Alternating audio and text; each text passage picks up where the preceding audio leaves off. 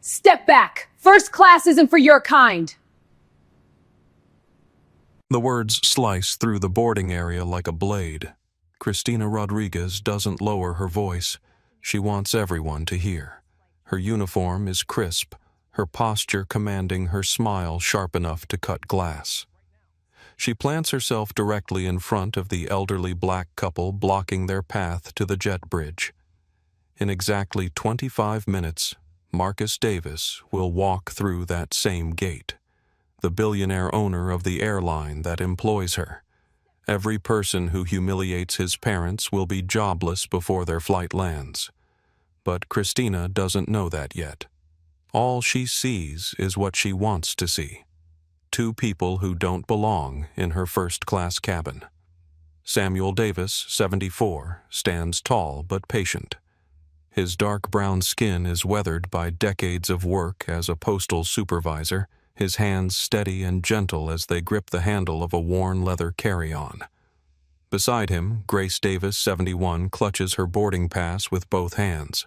Her silver hair is neatly arranged, her warm brown eyes kind but growing uncertain. They are dressed simply. Samuel in a pressed navy shirt and dark slacks. Grace in a soft blue blouse and comfortable shoes. No designer labels, no flashy jewelry, just two grandparents traveling to see their son. Ma'am Grace says softly, her voice carrying the patience of a woman who spent 35 years as an elementary school principal. Our tickets clearly show seats 2A and 2B. Cristina snatches the boarding passes from Grace's hands. She doesn't even glance at them before tearing them in half. The sound echoes like a gunshot in the sudden silence of the gate area. I don't care what your tickets show. Cristina snaps her Hispanic accent thick with disdain. I care what you can actually afford. And people like you don't afford first class. Around them, other passengers freeze. A businessman lowers his phone. A mother pulls her child closer. Someone starts recording but keeps the camera low hidden. Samuel's jaw tightens, but his voice remains calm. We paid for those seats. Our son purchased them for us. Your son. Cristina laughs, the sound bitter and mocking. Let me guess. He's a doctor, right? A lawyer. That's what you people always claim. She turns to the gate agent behind the counter. Tyler, print new boarding passes for these two. Economy. Separate them. We can't have them thinking they've won something here. Tyler Mitchell, 29. Pale with nervous energy, hesitates for just a moment. He's seen this before. He knows it's wrong. But Cristina is his supervisor and he needs this job. The printer chirps. Two new boarding passes emerge. Grace looks down and her heart sinks. Row 34F, row 36B. Not together. Not even close. The back of the plane where the bathrooms smell and the engines roar loudest. There, Cristina says, waving the new passes like victory flags. Problem solved. Next time, maybe consider flying somewhere more appropriate for your budget. The boarding area at Phoenix Sky Harbor International Airport buzzes with the usual Thursday afternoon energy. Flight 447 to Atlanta sits at Gate B12, a Skyline Airlines Boeing 737 that gleams silver in the Arizona sunshine streaming through floor-to-ceiling windows. Samuel and Grace Davis have been married for 52 years. They've survived segregation, raised 3 children, buried parents, celebrated grandchildren, and weathered every storm life threw at them. But standing here holding torn boarding passes, they feel smaller than they have in decades. You can't do this, Grace whispers, but her voice lacks conviction. She's seen this script before. Different decade, same hatred. Cristina Rodriguez adjusts her flight attendant wings, a 12-year veteran who's learned to wield her uniform like armor. Her dark hair is pulled back in a perfect bun, not a strand out of place. She's 5'6", but carries herself like she's 6 feet tall, especially when dealing with passengers she deems unworthy. Watch me, Cristina says. She motions to Tyler, who approaches reluctantly. Mr. Mitchell, Please explain our boarding policies to these passengers. Apparently, they're confused about how airlines work. Tyler Mitchell graduated from Arizona State 3 years ago with dreams of becoming a pilot. Instead, he's stuck checking tickets and taking orders from Christina.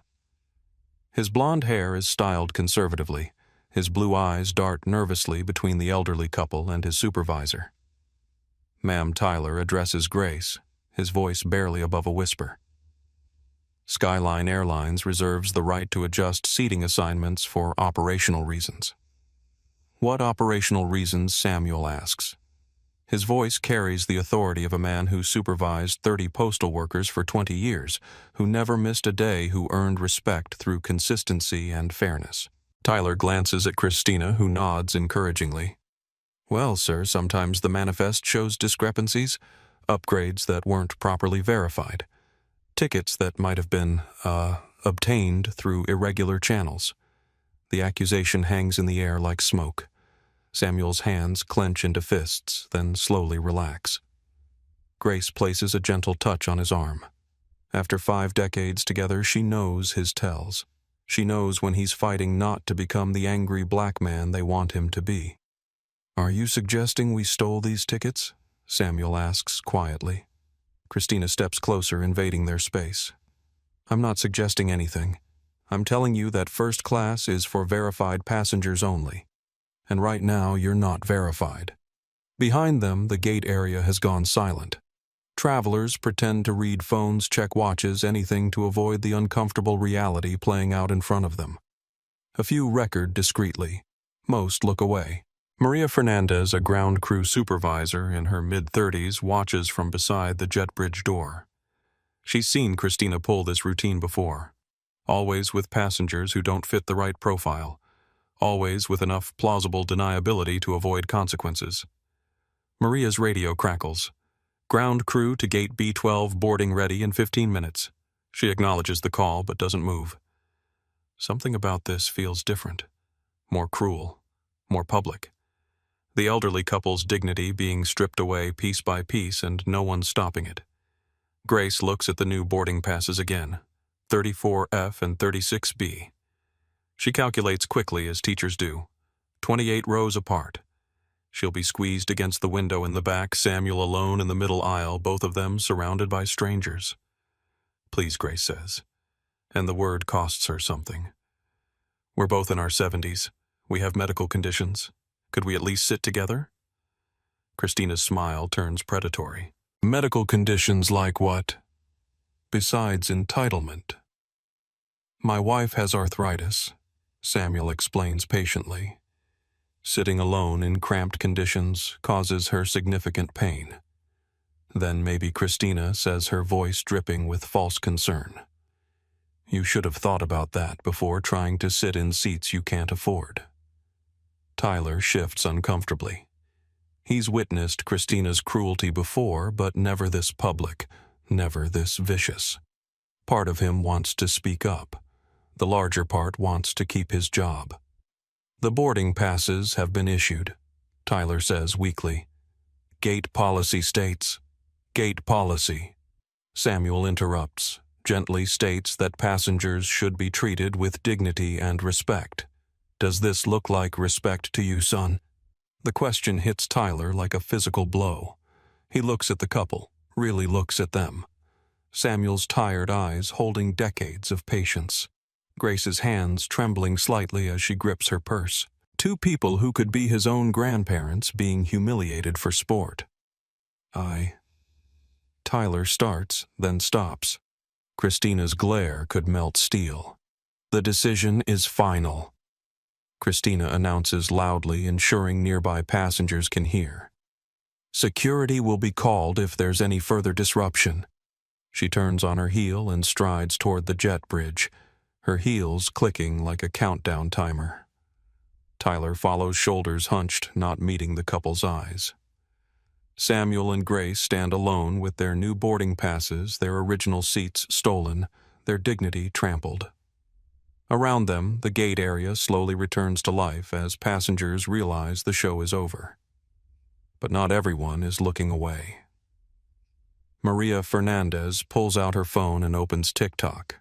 Her finger hovers over the record button. Some things she thinks need to be witnessed. The gate area at B12 hums with uncomfortable energy. Passengers steal glances at Samuel and Grace, some with sympathy, others with the relieved gratitude of people watching someone else's misfortune. Rebecca Stone arrives like a storm front. At 52, she's the kind of gate manager who believes power exists to be exercised, not shared. Her auburn hair is pulled back in a severe bun, her pantsuit pressed to military precision. She surveys the scene with calculating eyes. "Problem here?"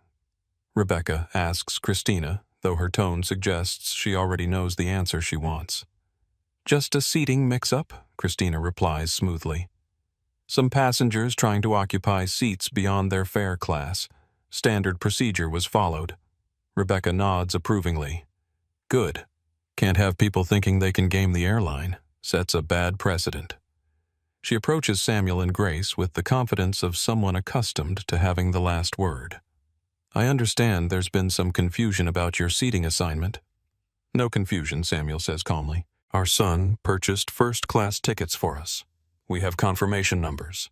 "Had confirmation numbers," Rebecca corrects. "Those have been voided due to irregular booking patterns." Grace's head snaps up. "Irregular how? Multiple surname discrepancies. Payment method flags. The computer flagged your reservation for review. It's a lie and Rebecca knows it. But it sounds official enough, technical enough to provide cover for what everyone in the gate area understands is happening." Maria Fernandez cannot stay quiet any longer. She steps forward, her skyline uniform giving her just enough authority to be heard. "Ma'am," Maria addresses Rebecca directly. "I ran the manifest check an hour ago. Those seats showed confirmed and paid. No flags in the server." Rebecca's eyes flash with annoyance. "And you are Maria Fernandez, Ground Operations Supervisor, badge number 4471. "Well, Supervisor Fernandez."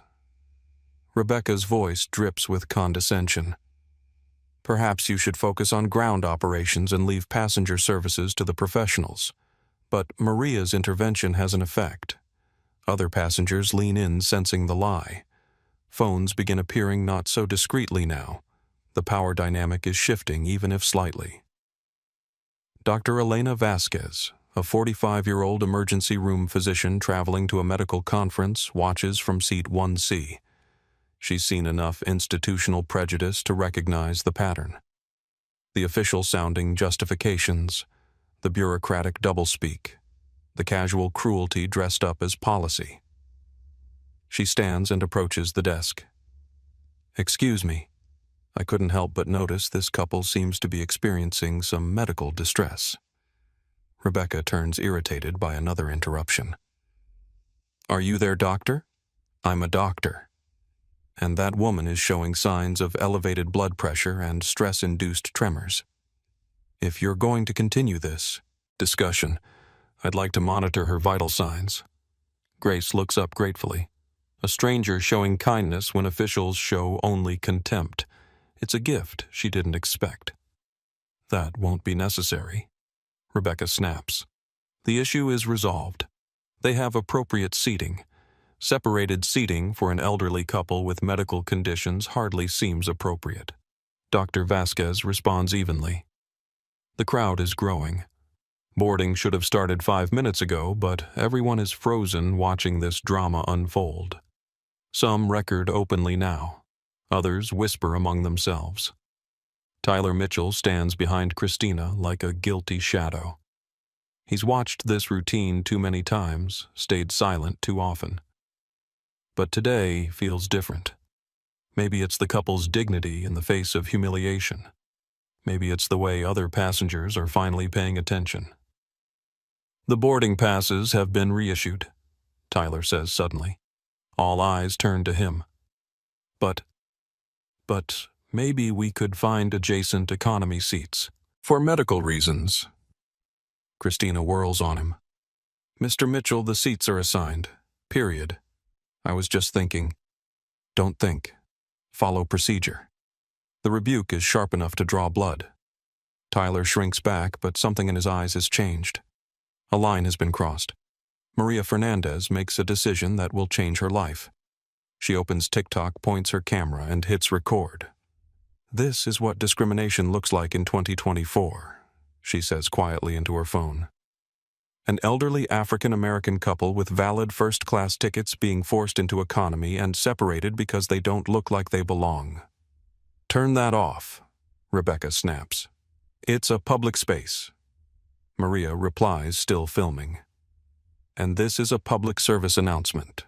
The words carry across the gate area. Other passengers begin recording too. The age of viral accountability has arrived at gate B12. Samuel watches it all with the patience of a man who's seen this movie before. He knows how it ends. The question is whether anything will be different this time. Grace whispers under her breath, words only Samuel can hear. "The Lord is my shepherd. I shall not want." 35,000 feet above them, a private jet begins its descent into Phoenix. The passenger in seat 1A checks his phone and sees missed calls from his parents. He's running late for their pickup, but the flight delays are beyond his control. Marcus Davis has no idea his parents' world is being shattered, one dignity at a time. The boarding announcement crackles over the intercom with artificial cheer.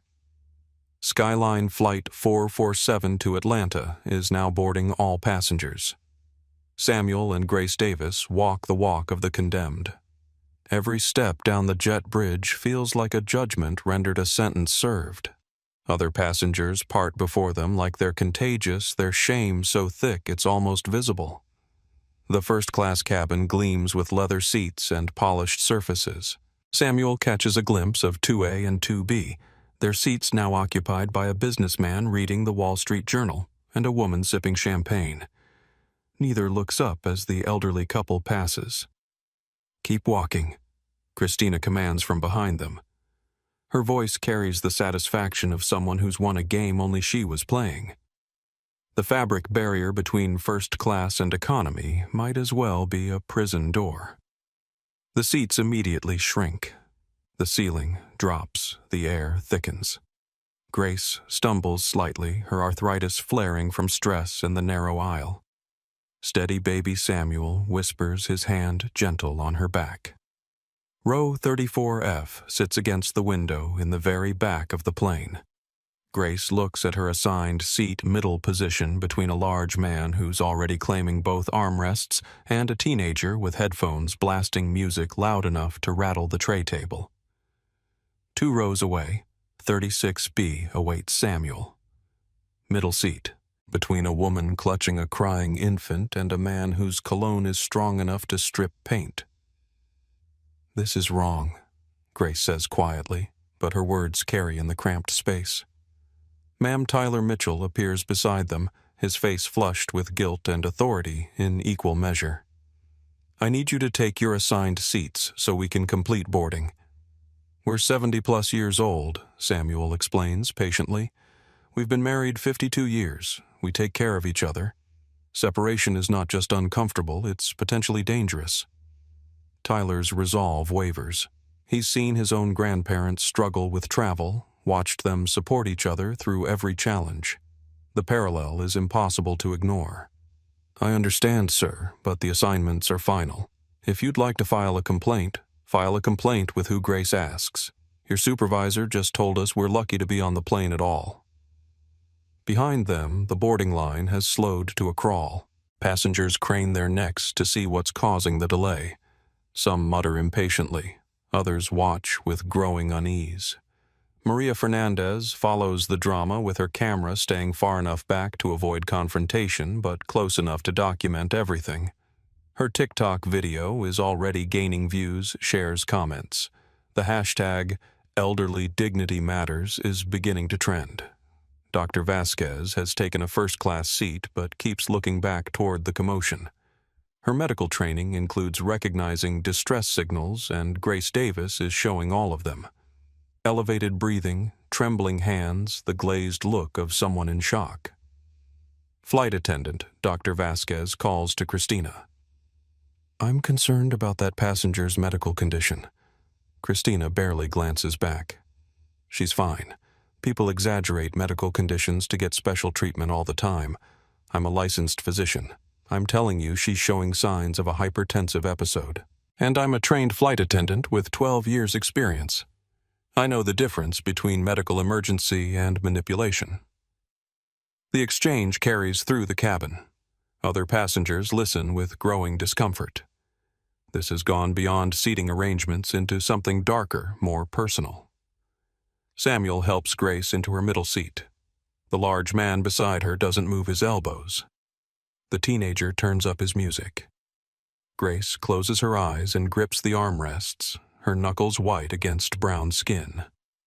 "I'll be right there if you need me," Samuel says, though right there is 27 feet away through a maze of seats and hostile strangers. He makes his way to 36B, squeezing past passengers who look through him like he's invisible. The crying baby hits a particularly piercing note just as he sits down. The cologne-wearing man makes a show of moving his belongings away from Samuel's space. Christina stands in the front of economy, surveying her handiwork with evident satisfaction. Two elderly people separated, humiliated, stuffed into the worst seats on the plane. Justice in her mind has been served. But 30 miles away, Marcus Davis's private jet is on final approach.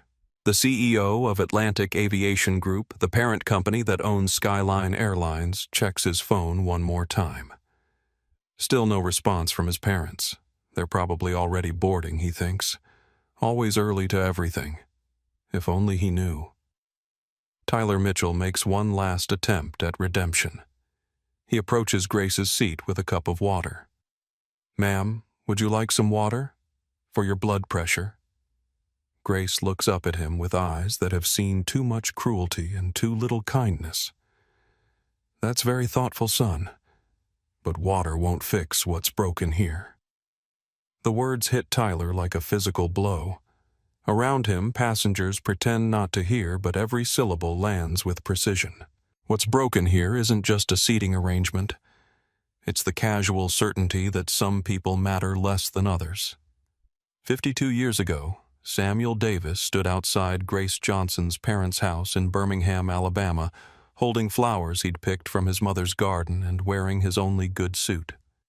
The air was thick with summer heat and possibility, the future stretching ahead like an open road.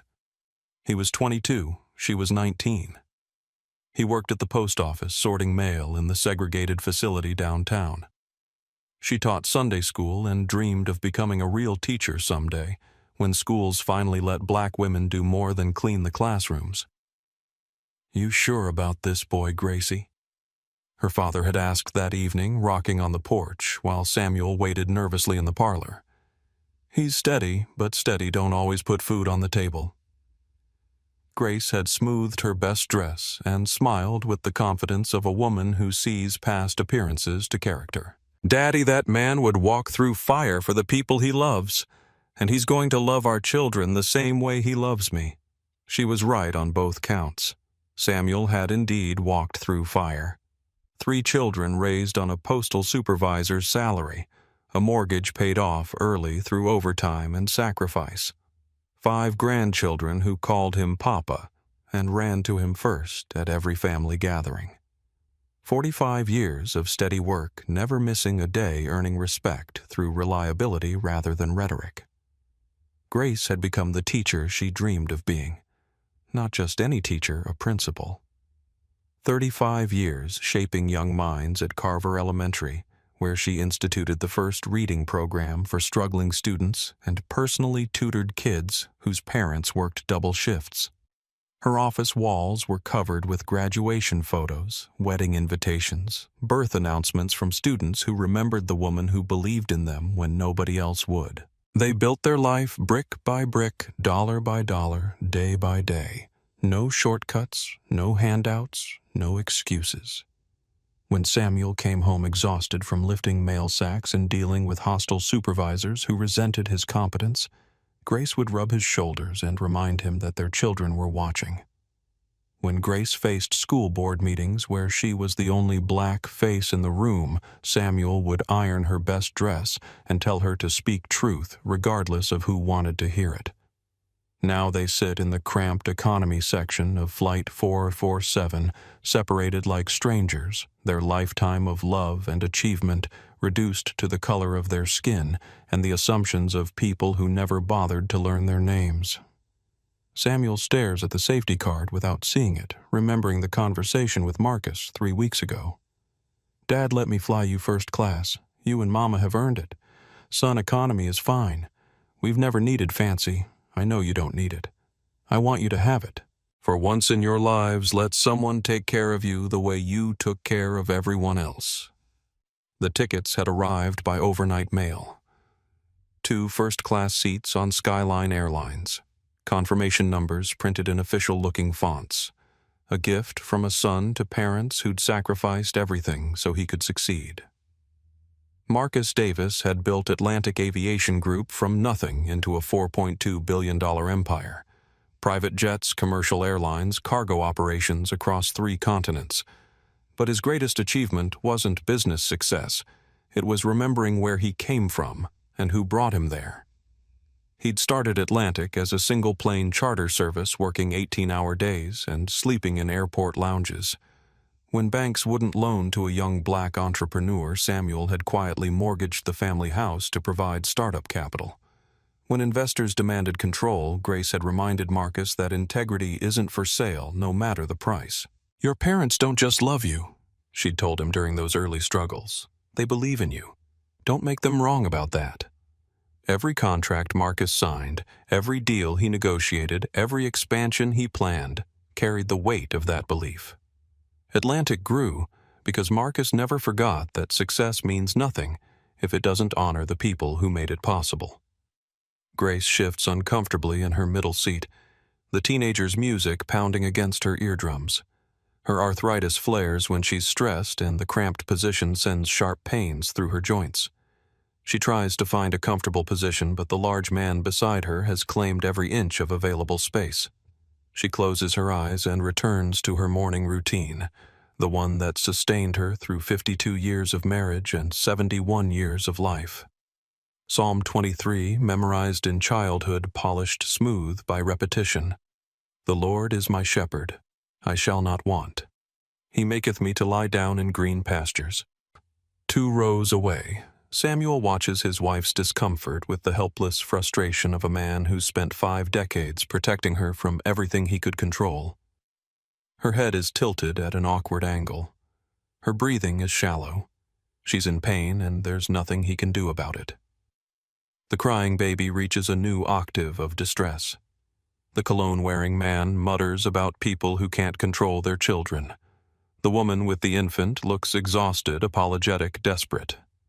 "First time flying with a baby?" Samuel asks gently. She nods, tears threatening. "He's usually so good. I don't know why he won't stop crying." "Ear pressure," Samuel explains kindly. "It hurts when they're little. Try making him swallow, bottle pacifier, anything." The woman follows his advice, and the baby's crying subsides to whimpers. She looks at Samuel with grateful relief. "Thank you." I was starting to panic.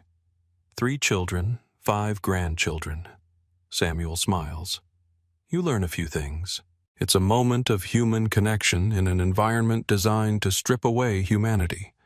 But it also reminds Samuel of what he and Grace have built together, and what they're losing with every passing minute in these seats they don't deserve. 20 minutes into the flight, Cristina Rodriguez begins her campaign of organized cruelty. It starts small service carts, parked just close enough to block Grace's access to the bathroom. Drink service that somehow skips over Samuel's row. Accidental bumps while passing through the aisle. Grace raises her hand politely during the beverage service. She needs water for her blood pressure medication due 30 minutes ago. Cristina sees her hand and deliberately looks away, serving the passenger behind her with exaggerated attention. "Excuse me," Grace says softly. "We'll get to you," Cristina replies without making eye contact. The service cart moves past Grace's row entirely. She watches it go with the quiet resignation of someone who's been erased from visibility too many times to count. Tyler Mitchell follows behind with the second cart, his face flushed with embarrassment and complicity. When he reaches Grace's row, he pauses. "Would you like something to drink, ma'am? Water, please. For medication." Tyler reaches for a cup, but Christina's voice cuts through the cabin like a whip. "Mitchell, that section gets served after first class and premium economy. Standard protocol." Tyler's hand freezes. He looks at Grace, sees her medication bottle clutched in her arthritic fingers, sees the need in her eyes. He looks back at Christina, sees authority and threats in equal measure. But she said it was for medication. Standard. Protocol. Tyler moves on, leaving Grace without water. Around them, other passengers pretend not to notice, but the silence is thick with complicity and shame. Samuel watches from 2 rows back, his jaw tight with controlled fury. He signals to a flight attendant, not Christina, not Tyler, but a younger woman who looks uncomfortable with what she's witnessing. "Excuse me, miss. My wife needs water for her medication. She's in 34F. The attendant, Jessica Morales, glances nervously toward Christina. I'll check on that." She approaches Christina at the galley. Samuel can't hear their conversation, but he can read body language. Jessica pointing toward Grace. Christina shaking her head firmly. Jessica's shoulders sagging in defeat. No water comes. Grace closes her eyes and swallows her medication dry, the pills scraping down her throat like broken glass. The large man beside her watches with obvious disdain. Some people, he mutters loud enough to be heard, don't know how to travel properly. Grace doesn't respond. She's learned that engaging with cruelty often amplifies it. Instead, she folds her hands and returns to her prayers, finding strength in words that have sustained her through darker times than this. But the harassment is just beginning. 30 minutes later, Grace needs to use the bathroom. Her arthritis makes it difficult to hold her bladder for extended periods, especially under stress. She stands carefully, her joints protesting after sitting cramped for so long.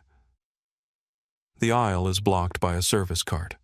Christina stands beside it, restocking napkins with unnecessary thoroughness.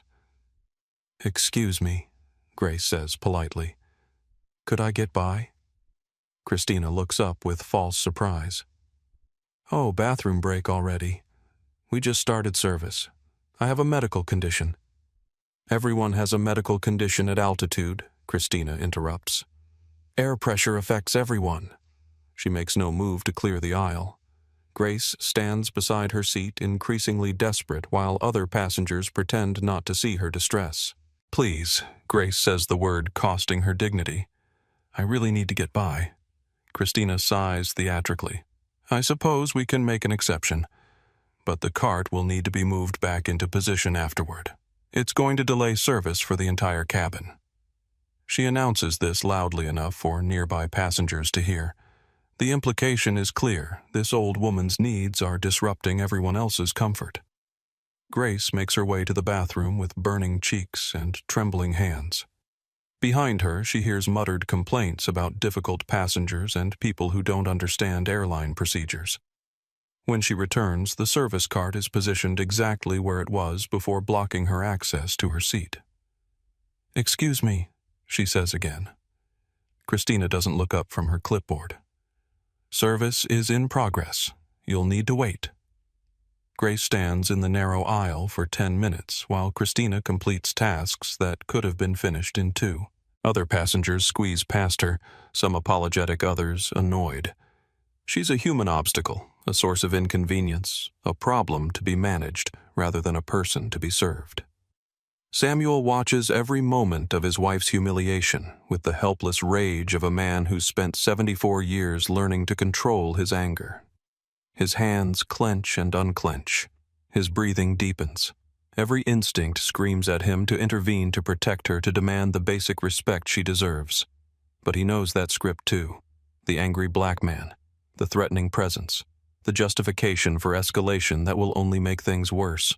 So he sits and watches his wife's dignity being stripped away piece by piece, knowing that his intervention will be used as evidence of everything they already believe about people who look like him. The baby in his row starts crying again. The mother looks at him apologetically. "It's okay," Samuel says gently. "Babies cry. It's what they do." But inside he understands exactly how that baby feels. Maria Fernandez cannot stay silent anymore. From her position near the galley, she's watched Christina's performance with growing disgust. The deliberate cruelty, the manufactured delays, the casual dehumanization of two elderly passengers whose only crime was trusting in basic decency. She pulls out her phone and opens TikTok. Her followers know her as a cheerful ground crew supervisor who posts funny airline behind-the-scenes content. Today's video will be different. Day 847 working for Skyline Airlines, she says into her camera, keeping her voice low. And today, I'm witnessing something that needs to be documented. An elderly African-American couple with valid first-class tickets being harassed by crew members who decided they don't belong. She pans the camera carefully, capturing Grace standing in the aisle, while Christina deliberately delays clearing her path. The audio picks up Christina's loud sighing, her exaggerated movements, her pointed comments about difficult passengers. This is what institutional prejudice looks like in real time, Maria continues. Not cross-burnings or obvious slurs. Just ordinary people using their tiny bit of power to make other people's lives miserable. She posts the video with hashtags Elderly Dignity Matters, Airline Discrimination, Skyline Shame, Treat Everyone Human. Within minutes, the video starts gaining traction. Comments pour in. "This is heartbreaking. Where are the other passengers? I can't believe this is happening in 2024. Name and shame. This crew should be fired. Those could be anyone's grandparents." Dr. Elena Vasquez has been monitoring Grace's condition from her first-class seat. As an emergency room physician, she recognizes stress-induced medical episodes. Grace is showing multiple warning signs: shallow breathing, trembling hands, glazed expression, difficulty focusing. She unbuckles her seatbelt and moves toward the back of the plane, ignoring the meal service preparations. "Ma'am," she addresses Grace directly. "I'm Dr. Vasquez. Are you feeling all right?" Grace looks up with surprise and gratitude. A stranger showing concern when officials show only contempt. I'm having some difficulty with my blood pressure. I need to take my medication, but I wasn't able to get water." Dr. Vasquez's expression hardens. "You were denied water for medication. They said it wasn't time for service yet." Christina appears beside them, her authority threatened by outside intervention. "Excuse me, ma'am, but you need to return to your seat. We're preparing for meal service." "I'm a physician," Dr. Vasquez replies evenly. "This passenger is showing signs of medical distress. She's fine. People exaggerate medical conditions to get special treatment all the time. Are you medically qualified to make that assessment?" The question hangs in the air like a challenge. Around them, other passengers lean in sensing confrontation. Several have their phones out now, recording openly. Christina's face flushes red. "I'm a trained professional with 12 years of experience in medical diagnosis in passenger services." Dr. Vasquez turns back to Grace. "What medications are you taking? Lisinopril for blood pressure, metformin for diabetes. Both were supposed to be taken an hour ago." Dr. Vasquez looks directly at Christina. "This passenger needs water immediately, and she should not be separated from her husband given her medical conditions." "The seating assignments are final," Christina snaps. "I don't care who you think you are. I think I'm a doctor watching a flight attendant endanger a passenger's health through deliberate neglect." The words carry through the cabin with surgical precision. Other passengers murmur among themselves. The dynamics are shifting slowly but perceptibly.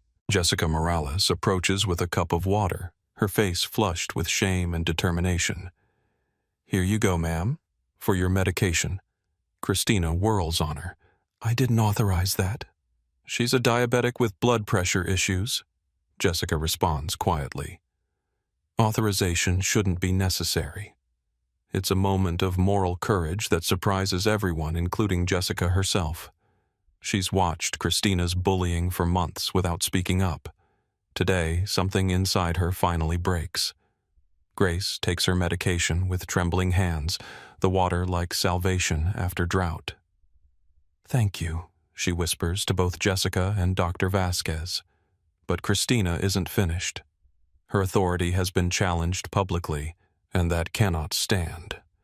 There seems to be some confusion about airline policies she announces loudly enough for half the cabin to hear. Some passengers think medical conditions entitle them to special treatment beyond what they've paid for. The implication is clear and ugly. Grace closes her eyes, weathering another wave of humiliation. Samuel has heard enough. He unbuckles his seatbelt and stands his 6-foot frame, commanding attention despite his age. "Ma'am," he addresses Christina directly, his voice carrying the authority of 45 years, supervising postal operations. "My wife is not asking for special treatment. She's asking for basic human decency." There's a difference. Christina's smile turns predatory. "Sir, you need to remain seated. My wife needs medical attention. Your wife is getting medical attention from a qualified physician. She doesn't need intervention from you." The words are calculated to provoke exactly the response Christina wants. The protective husband losing his temper. The angry black man justifying everything she's already decided about him. But Samuel Davis has survived 74 years without giving bigots the satisfaction of confirming their prejudices. "You're right," he says calmly, sitting back down. "She's in good hands." Christina's disappointment is visible. She'd hoped for escalation, for justification, for the dramatic confrontation that would paint her as the victim and them as the aggressors. Instead, she's left with a cabin full of passengers who've watched her torment elderly people for sport and a growing collection of phone videos that will follow her long after this flight lands. Grace Davis learned about dignity from her grandmother, born in 1903, to sharecroppers who owned nothing but their integrity. Baby girl Grandma Rose used to say, "They can take your money, your home, even your freedom. But your dignity lives inside where they can't reach. Don't you ever let them convince you to give it away." Sitting in 34F with her blood pressure medication finally working and her breathing slowly returning to normal, Grace holds tight to that inheritance. Around her, the cabin buzzes with uncomfortable energy as passengers process what they've witnessed. She closes her eyes and whispers words that have sustained her through every crisis. "Create in me a clean heart, O God, and renew a right spirit within me." Psalm 51:10. 2 rows back. Samuel draws on his own reserves of strength. His father had been a veteran of World War II, a man who'd fought for a country that wouldn't let him vote when he returned home. "Son," he'd said during Samuel's teenage years when anger threatened to consume him, "righteous anger is fuel. But don't let it become fire. Use it to build something better." Samuel had channeled that fuel into steady work, faithful marriage children raised with values that transcended circumstances. He'd supervised postal workers of every race and background, earning respect through consistency rather than confrontation. Now watching his wife's quiet strength in the face of deliberate cruelty, he understands that their greatest victory isn't fighting back. It's refusing to become less than who they are regardless of how they're treated. The teenager beside Grace removes his headphones and offers her a pack of crackers from his carry-on bag. "My grandma always said crackers help when you're not feeling good." Grace smiles with genuine warmth. "That's very kind of you, honey. Your grandma raised you right?" It's a moment of human connection that transcends the ugliness around them. Kindness offered freely without agenda or expectation. The way the world is supposed to work. In first class, Dr. Vasquez returns to her seat, but keeps glancing back toward Grace. Her medical training compels her to monitor patients in distress. but her human conscience compels her to witness injustice being served with peanuts and false smiles. She pulls out her phone and begins typing, currently on Skyline Flight 447, watching harassment of elderly passengers by crew. As a physician, I'm documenting medical neglect and institutional prejudice. This should not happen to anyone's grandparents. She posts to Twitter with her verification as an emergency room doctor, lending credibility to her account. The post begins gathering retweets immediately.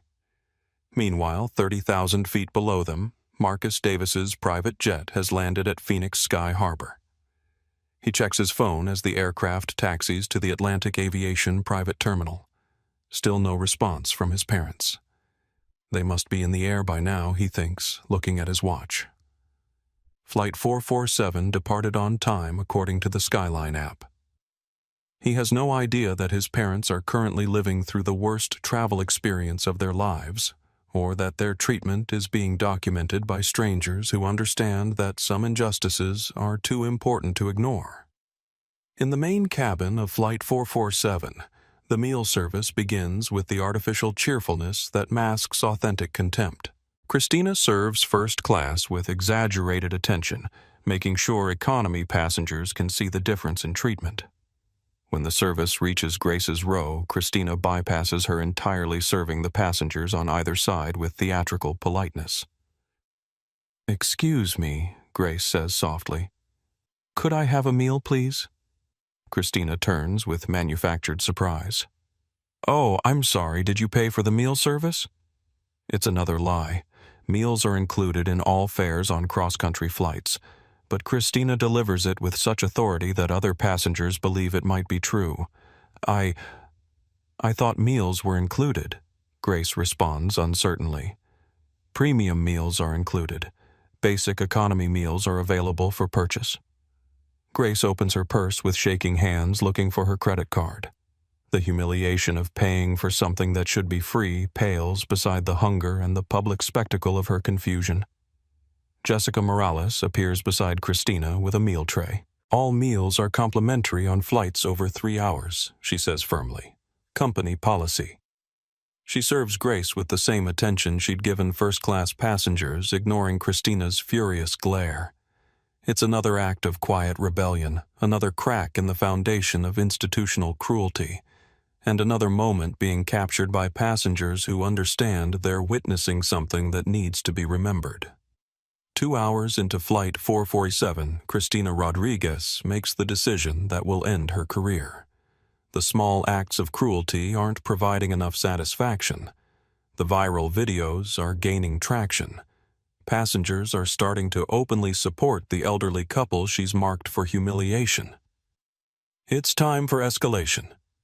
She approaches Rebecca Stone via text message. Passenger situation escalating. May need security intervention upon landing. Rebecca responds immediately. Elaborate. What type of situation? Christina types, carefully crafting her narrative. Male passenger becoming agitated about seating assignment. Making threatening statements.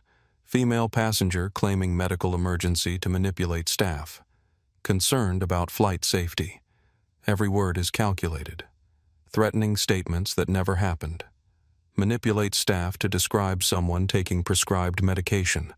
Flight safety to justify any response that follows. Rebecca's reply comes quickly. Document everything.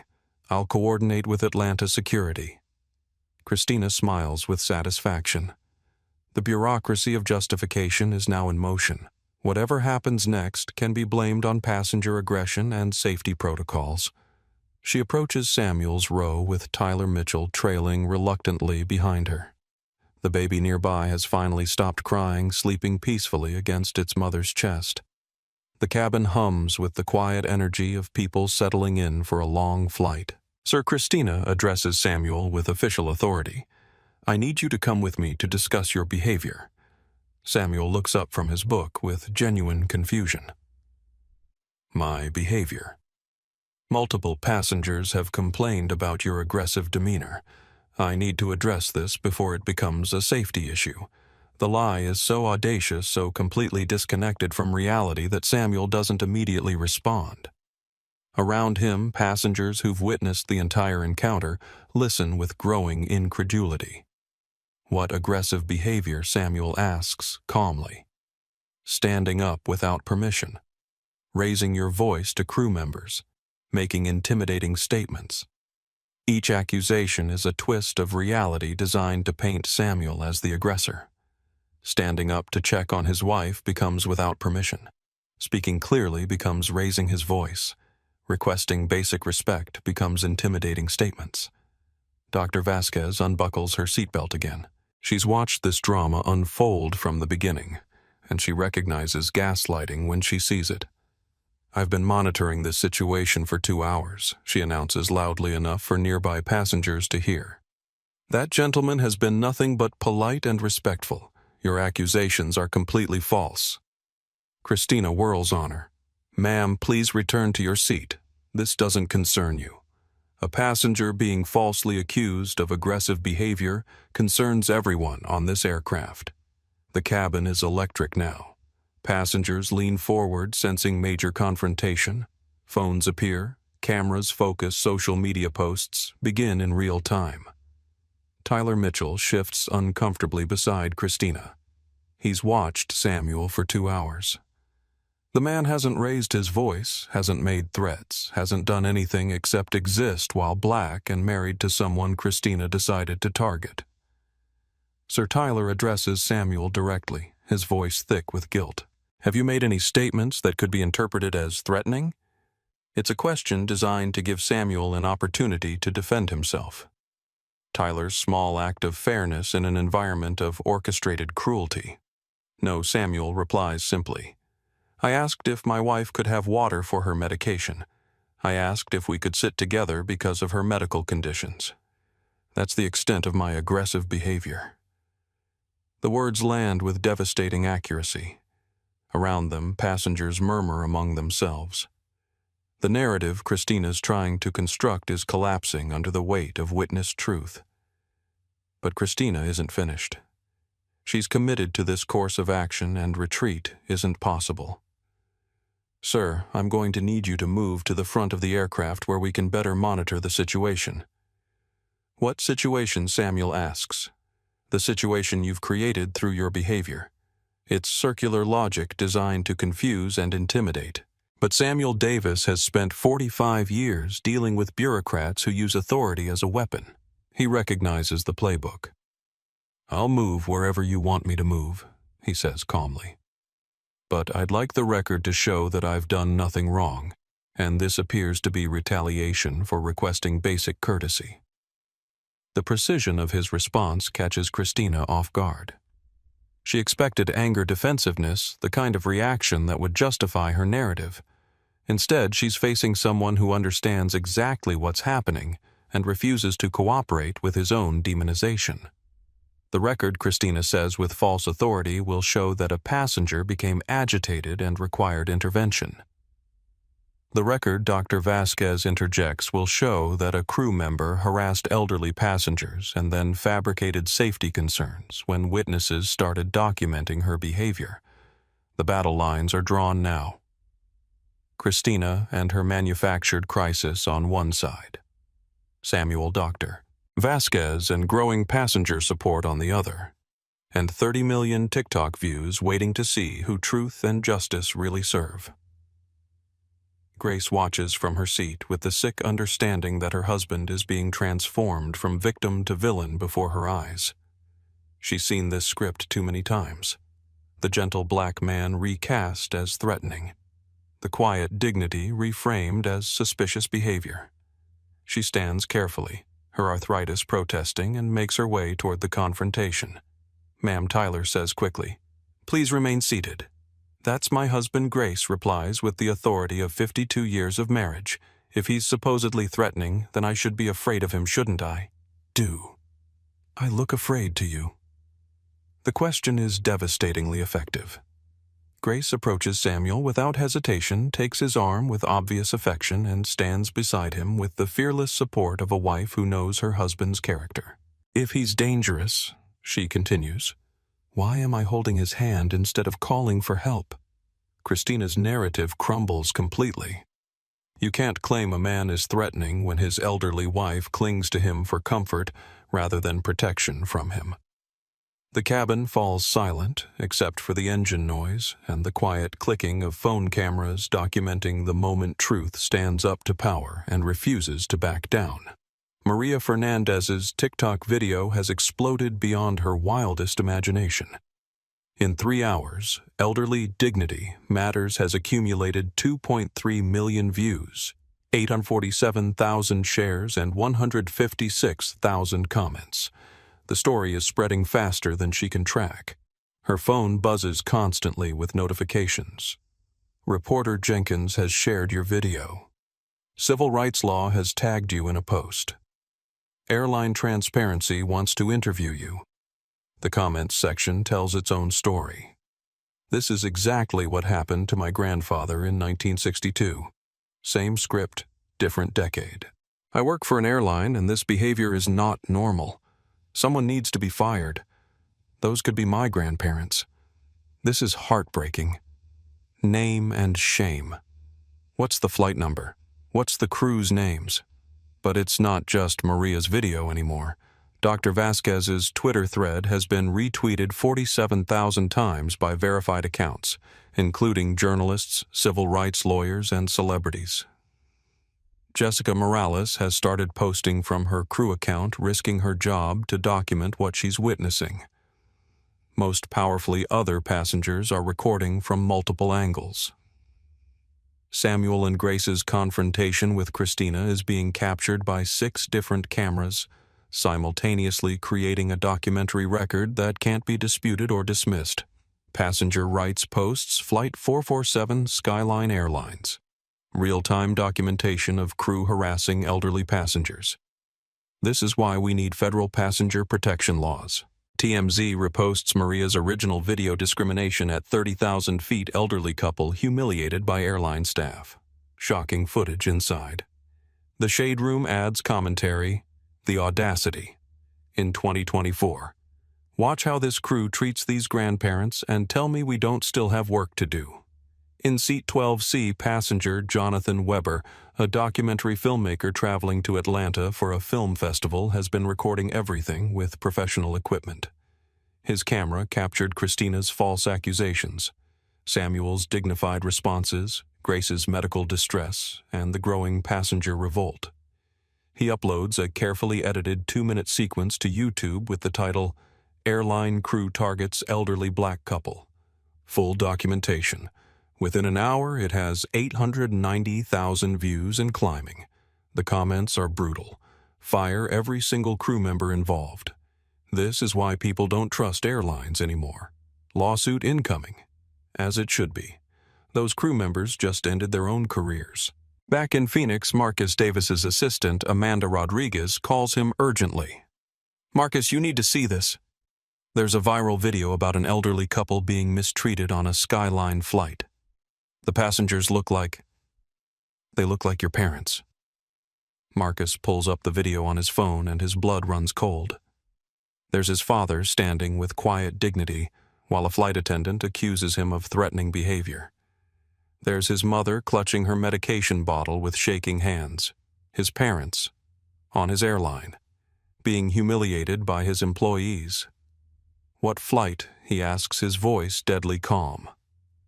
Flight 447 Phoenix to Atlanta. Departed 2 hours ago. Marcus checks the manifest on his phone. Samuel and Grace Davis, seats 2A and 2B, first-class tickets he personally arranged through his corporate account. They're listed in first class, he says, confused. Sir, the video shows them in economy. Separated, being denied basic service. Marcus stares at his phone screen, watching his father accused of being threatening and his mother denied water for her medication. Rage builds in his chest like pressure behind a dam about to burst.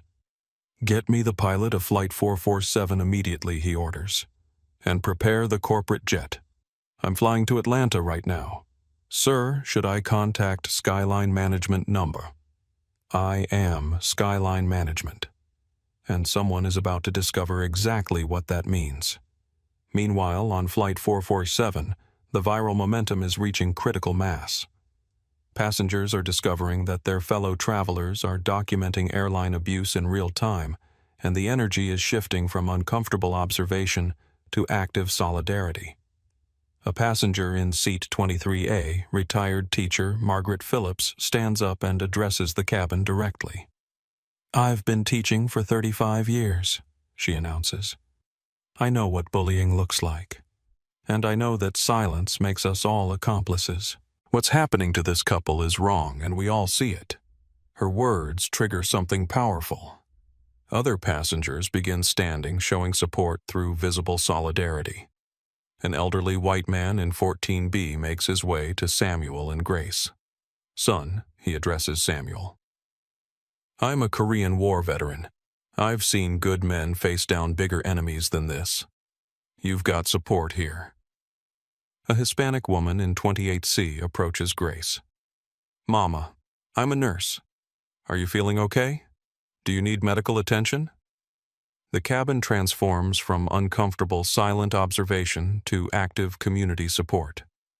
Christina watches her authority dissolve as passengers reject the narrative she's tried to construct. Tyler Mitchell realizes his career is ending one way or another. He can go down with Christina's sinking ship, or he can salvage some dignity by choosing truth over complicity. He pulls out his own phone and starts recording. "This is Tyler Mitchell, Skyline Airlines flight attendant. What you've seen in other videos is accurate. These passengers have been mistreated, and I was complicit through my silence. They deserve better. Everyone deserves better. It's the moment the dam finally breaks. When even crew members start documenting the abuse, the institutional protection disappears entirely." Christina Rodriguez stands alone in the aisle, surrounded by cameras, witnesses, and the viral evidence of her own cruelty. Her 12-year career is ending in real time, broadcast to millions of people who now know exactly who she is and what she's done. But she doesn't know yet that the son of the couple she's been tormenting owns the airline that employs her, and he's currently 39,000 feet above the Atlantic Ocean, flying to Atlanta to personally deliver the consequences of her choices. The cabin of Flight 447 has become a powder keg of moral tension. 23 different phone cameras are now recording. Dr. Vasquez has moved to sit beside Grace, monitoring her blood pressure with a portable cuff from her medical bag. Tyler Mitchell has joined the passenger revolt, documenting his own crew's misconduct. And Christina Rodriguez has decided that if her career is ending anyway, she's going to go down fighting. "This has gone far enough," she announces to the cabin, her voice shaking with desperate authority. "I'm declaring this a security situation. Federal regulations give me the authority to restrain disruptive passengers." Samuel looks at her with the patient sadness of a man who's seen this movie too many times. "Ma'am," he says quietly, "I'm 74 years old. I'm holding my wife's hand.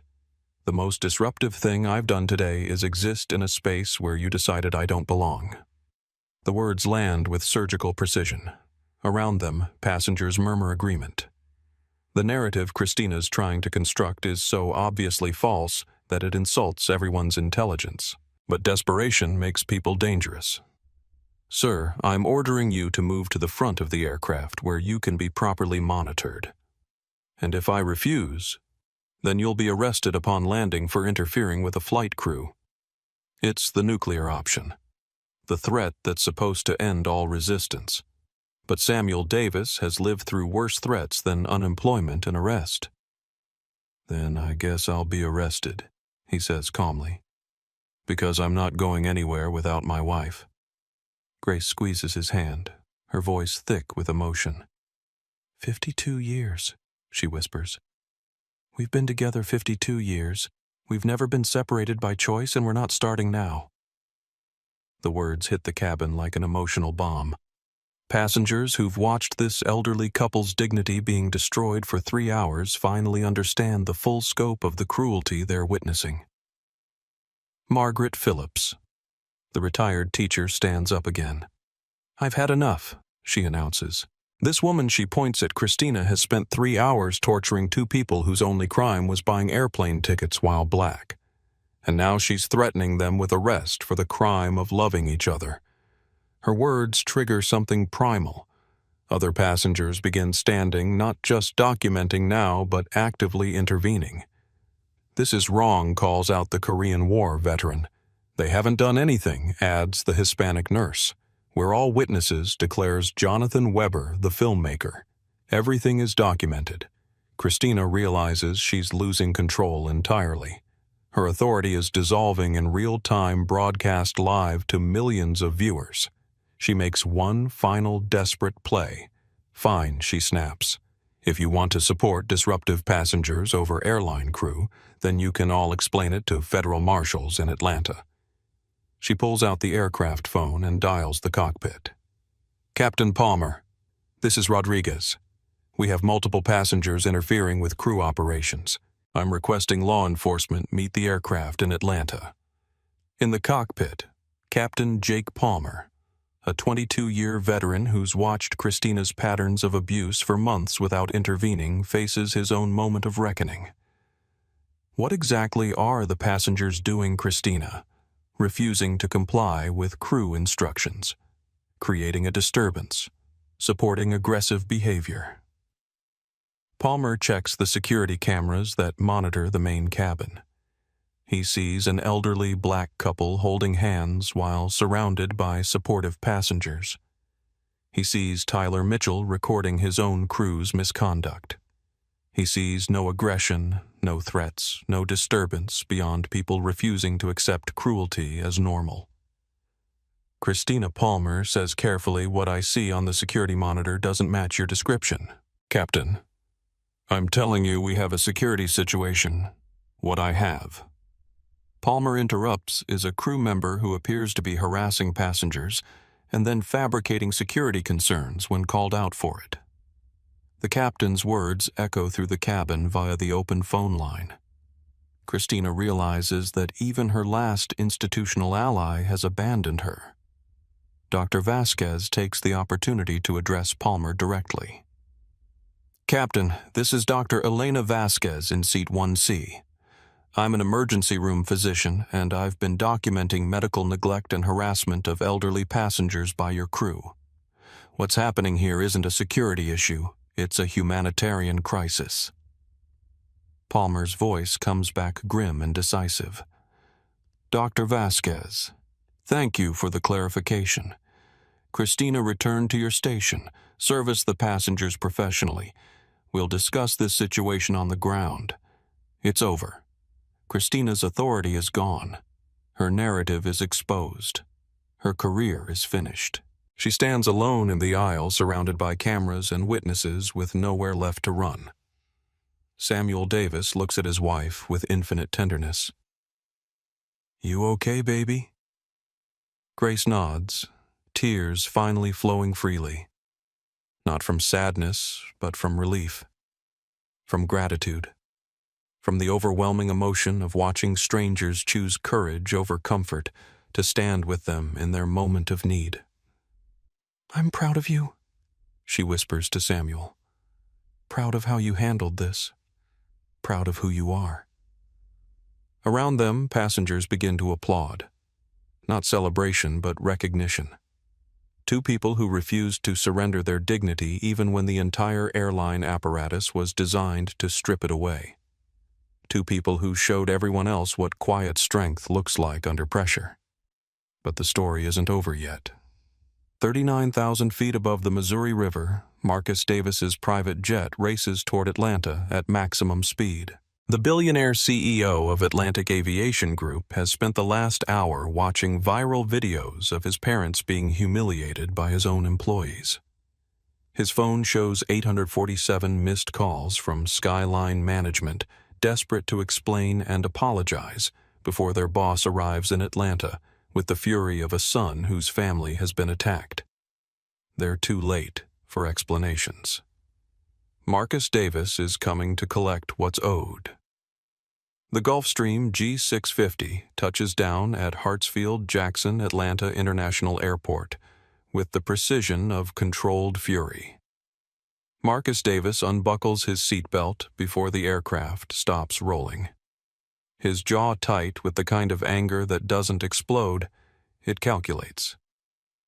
For 3 hours, he's watched viral videos of his parents being humiliated. His father accused of threatening behavior for asking for basic respect. His mother denied water for her medication. Both of them separated and degraded by employees of an airline he owns. His phone buzzes constantly with damage control calls from Skyline management. He ignores them all. "Sir," his pilot announces, "we're cleared to the Atlantic Aviation Terminal." No Marcus replies, his voice deadly calm. "Take me to the main terminal, gate A12. I want to meet flight 447 when it arrives." Marcus Davis built Atlantic Aviation Group from a single leased Cessna into a $4.2 billion empire. He owns controlling interests in 6 regional airlines, including Skyline. He employs 47,000 people across 3 continents. But all of that success means nothing if he can't protect the 2 people who made it possible. Samuel and Grace Davis had mortgaged their house to give him startup capital when banks wouldn't loan to a young black entrepreneur. They'd supported every risk, celebrated every victory, provided the foundation of love and values that shaped him into a man worth following. And now his employees, people whose paychecks depend on his decisions, have treated his parents like criminals for the crime of flying while elderly and black. The corporate jet taxis to the main terminal as Marcus reviews the situation on his phone. The viral videos have exploded beyond social media into mainstream news. CNN is running the story. The Washington Post has picked it up. The New York Times is calling for comment. Elderly dignity. Matters is trending worldwide with 7.4 million interactions. The story has become a symbol of everything wrong with corporate culture and institutional prejudice.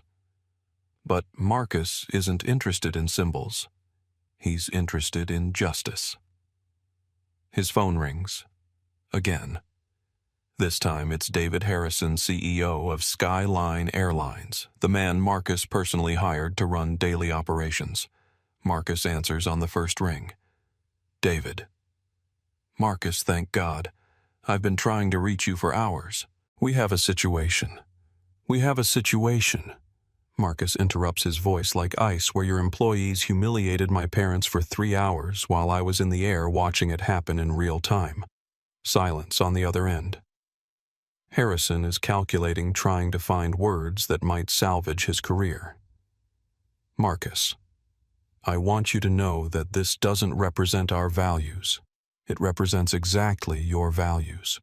Your crew, your training, your culture, your responsibility. We're conducting a full investigation. The investigation is over. I watched it happen. The world watched it happen. The only question now is consequences." Marcus ends the call and strides through the terminal with the focused intensity of a man who's moved beyond anger into action. He's dressed casually, jeans, polo shirt, leather jacket, looking like any other passenger meeting a flight. But appearances can be deceiving. Flight 447 is scheduled to arrive at gate A12 in 17 minutes. Marcus positions himself where he can see passengers exit, waiting for the moment when his parents emerge from what should have been a routine flight but became a 3-hour torture session. His phone buzzes with a text from his assistant.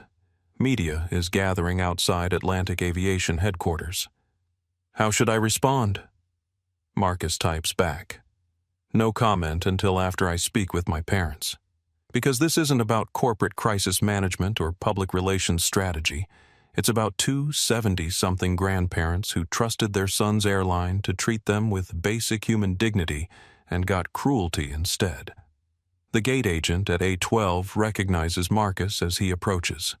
Sandra Kim has worked Skyline gates for 8 years and knows the Atlantic Aviation executive hierarchy by sight. "Mr. Davis," she says, nervously. "I wasn't expecting Flight 447. Marcus says simply, "My parents are on that flight. I understand there were some issues during the journey." Sandra's face goes pale. She's seen the viral videos.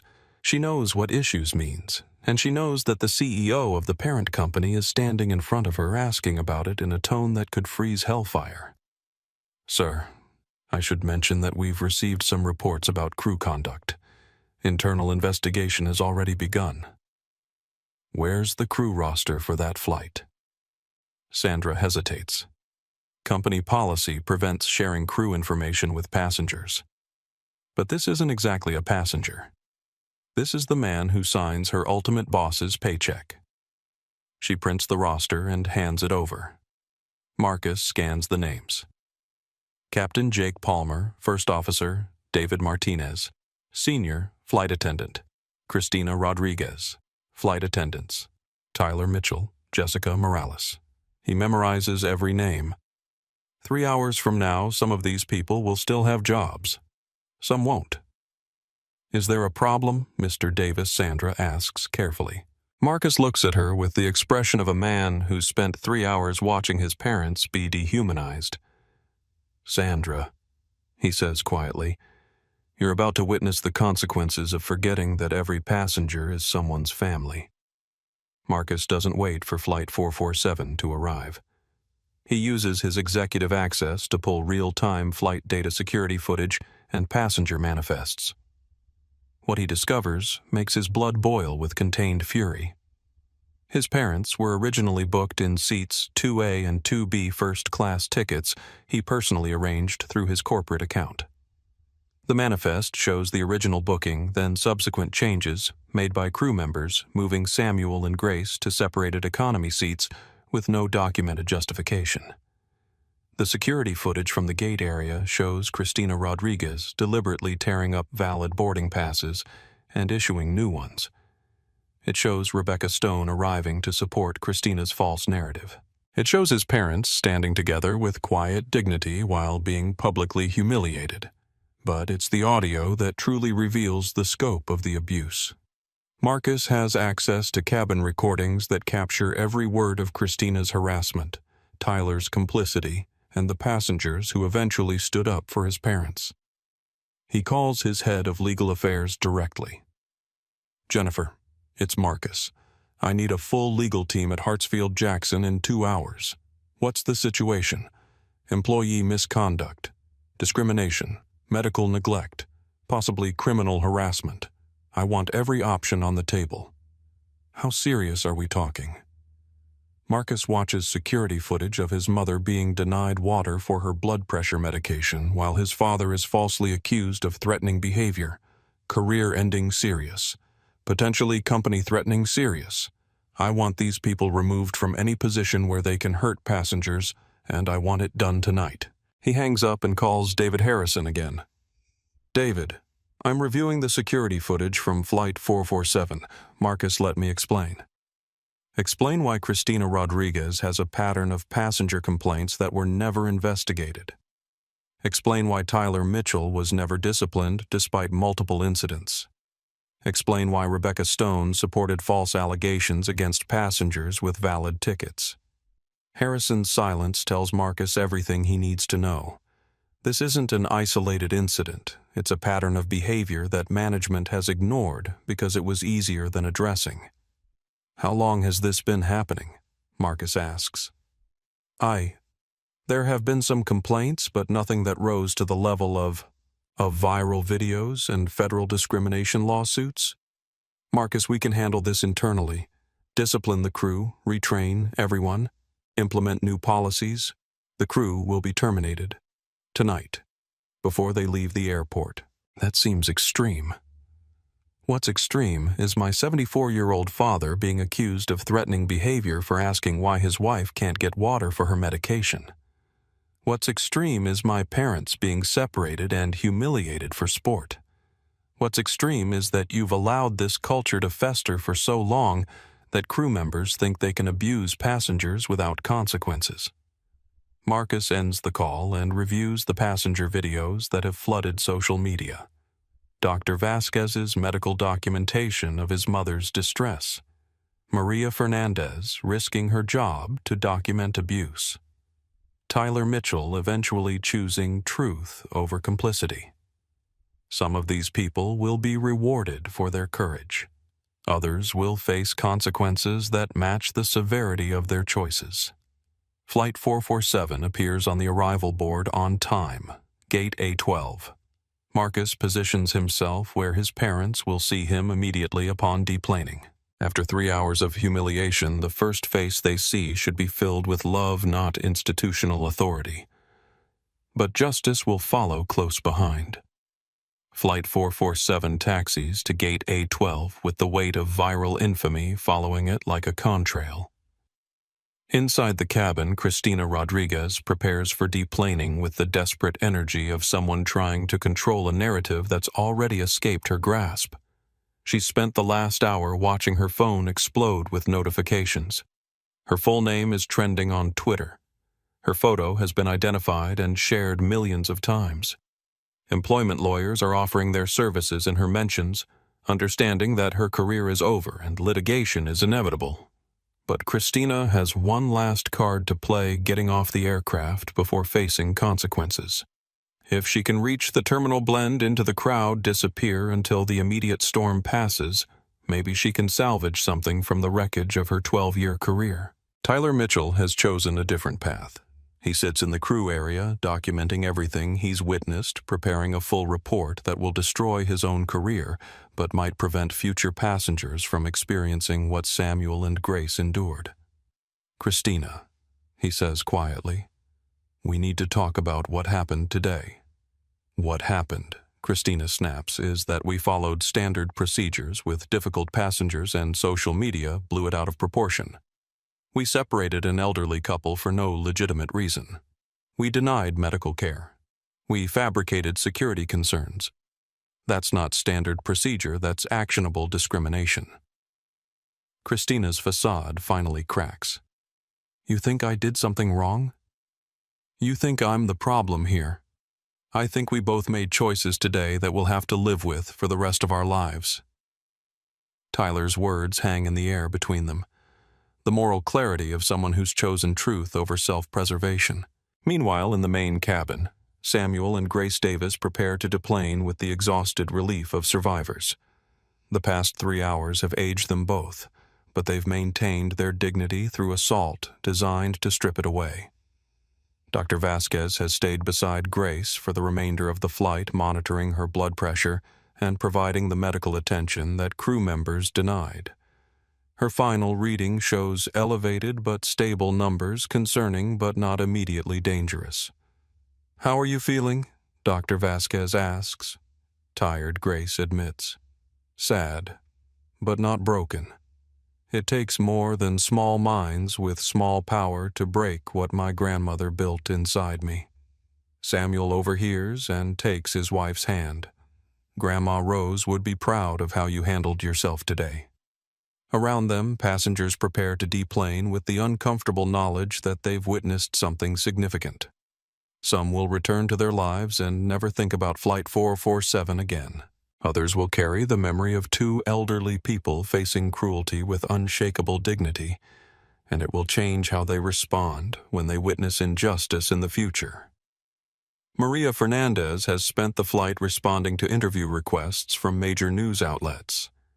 Her original TikTok video has been viewed 12.7 million times.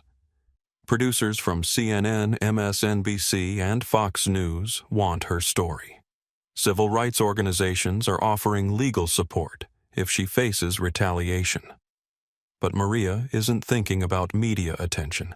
She's thinking about the elderly couple who reminded her that some things are worth risking your job to document. The aircraft door opens, and passengers begin deplaning in the usual chaotic order of people eager to escape confined spaces. First class exits, first followed by passengers row by row toward the back where Samuel and Grace wait. Cristina Rodriguez is among the first off the aircraft. She strides through the jet bridge with forced confidence, phone pressed to her ear, speaking to someone about legal representation and wrongful termination suits. She emerges into the gate area and freezes. Standing directly in front of the gate, wearing jeans and a polo shirt, is a man she doesn't recognize but somehow seems familiar. He's tall, well-dressed, despite the casual clothing with the bearing of someone accustomed to authority. Marcus Davis looks at Christina Rodriguez with the controlled fury of a son watching his parents' tormentor emerge from the scene of their humiliation. "Ms. Rodriguez," he says calmly, "we need to talk." Christina's confusion is evident. "I'm sorry. Do I know you?" "You know my parents, Samuel and Grace Davis. You spent 3 hours teaching them that their dignity doesn't matter to Skyline Airlines." The words hit Christina like cold water. She scans Marcus's face, looking for the resemblance she missed seeing Samuel's eyes and Grace's cheekbones in features she failed to recognize. "I don't understand," she says weakly. "My name is Marcus Davis. I'm the CEO and majority owner of Atlantic Aviation Group, which makes me your ultimate boss, which makes your treatment of my parents a personal matter that's about to become a professional catastrophe." Christina's world tilts off its axis. The passenger she thought she could abuse with impunity is the son of the man who controls her livelihood. The elderly couple she marked for humiliation has a billionaire son who watched every moment of their mistreatment via viral video. Around them, other passengers recognize Marcus from business magazines and news coverage. Phones appear, cameras focus. The moment is being documented in real time. "Mr. Davis," Christina stammers. "I think there's been a misunderstanding." "The only misunderstanding," Marcus replies, his voice carrying across the gate area, "is that you thought there would be no consequences for abusing passengers under my airline's name?" Behind Christina, Tyler Mitchell emerges from the jet bridge and immediately understands the situation. The casual passenger waiting at the gate is Marcus Davis, Atlantic Aviation CEO, whose parents Tyler helped humiliate for 3 hours. Tyler approaches with the resignation of someone who's already accepted the inevitable. "Mr. Davis," he says quietly, "I need you to know that what happened today was wrong. I was complicit, and I take full responsibility for my actions." Marcus looks at Tyler with something approaching respect. Not forgiveness, but recognition of someone choosing accountability over deflection. "We'll address your role separately," Marcus says. "Right now, I'm focused on seeing my parents and ensuring they receive the apology they deserve." Christina realizes her final escape route has closed. No crowd to disappear into, no corporate hierarchy to hide behind, no plausible deniability remaining. She stands face to face with the consequences of 3 hours of cruelty, and those consequences have a name, a face, and the power to end her career with a single decision. The gate area fills with passengers deplaning from Flight 447, many of whom recognize the viral confrontation playing out in real time. Cameras capture every moment as the architect of an elderly couple's humiliation faces the judgment of their son. And from the jet bridge, Samuel and Grace Davis emerge together hand in hand, about to discover that their son witnessed every moment of their ordeal and flew across the country to deliver justice personally. Samuel and Grace Davis emerge from the jet bridge expecting to find their son waiting with his usual warm smile and gentle hug. Instead, they find Marcus standing in the gate area with the controlled intensity of a man dispensing justice in real time. Marcus Grace calls out, confused by the tension crackling through the air around him. Marcus turns at his mother's voice and his expression immediately softens. The CEO disappears, replaced by a son who's watched his parents suffer for 3 hours and can finally hold them again. "Mom. Dad." He embraces them both, his arms protective and fierce. "Are you okay? Are you hurt?" "We're fine, baby," Grace says, though her voice trembles with exhaustion. "It was just a rough flight." Marcus looks at his father over his mother's shoulder. Samuel's eyes tell the story, tired, hurt, but unbroken. The quiet dignity intact despite assault. "I saw the videos," Marcus says quietly. "I saw everything." Samuel nods with understanding. "Then you know we handled ourselves appropriately. I know you were magnificent, both of you. I also know that what happened to you was unacceptable, and the people responsible are standing right behind you. Samuel and Grace turned to see Christina Rodriguez frozen in place, her face pale with the realization that her victim's son controls her professional fate. Tyler Mitchell stands nearby with the resigned posture of someone awaiting judgment. "You're their son," Christina says weakly. "I'm their son," Marcus confirms. "I'm also the owner of this airline, which means your treatment of my parents was both personal assault and professional misconduct." He pulls out his phone and dials security. "This is Marcus Davis, Atlantic Aviation Group. I need security at Gate A12 immediately. We have employees who need to be escorted from the premises." Christina's knees nearly buckle. "Mr. Davis, please. I think there's been a misunderstanding. The only misunderstanding is that you thought abusing passengers would go unnoticed and unpunished." Marcus turns to his parents. "Mom, Dad, I need you to know that Ms. Rodriguez and Mr. Mitchell no longer work for any company I control. Their employment was terminated the moment they decided your dignity was disposable. Son Samuel says gently, we don't want revenge. This isn't revenge. It's consequences. And it's protection for every future passenger who might face what you faced if these people remain in positions of authority. Airport security arrives with the swift efficiency of professionals who understand the gravity of situations involving airline ownership." The lead officer approaches Marcus respectfully. "Mr. Davis, how can we assist?" "These individuals." Marcus indicates. "Christina and Tyler are former employees who need to be escorted from the airport. Their access badges should be deactivated immediately." Christina makes one last desperate attempt at salvage. "This is wrongful termination. I have rights. I followed company policy." Marcus looks at her with the expression of someone who spent 3 hours reviewing security footage and audio recordings. Company policy doesn't include fabricating security threats.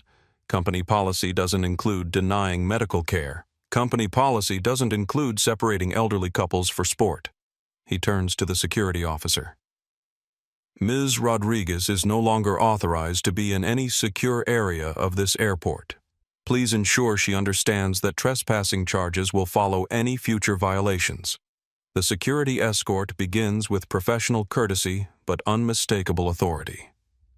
Christina Rodriguez, 12-year veteran flight attendant, walks through the terminal under guard, while passengers she once commanded with arbitrary authority watch her career end in real time. Tyler Mitchell approaches Marcus one final time. "Mr. Davis, I know I'm fired. I know I deserve it. I just want you to know that your parents conducted themselves with more grace under pressure than anyone should have to.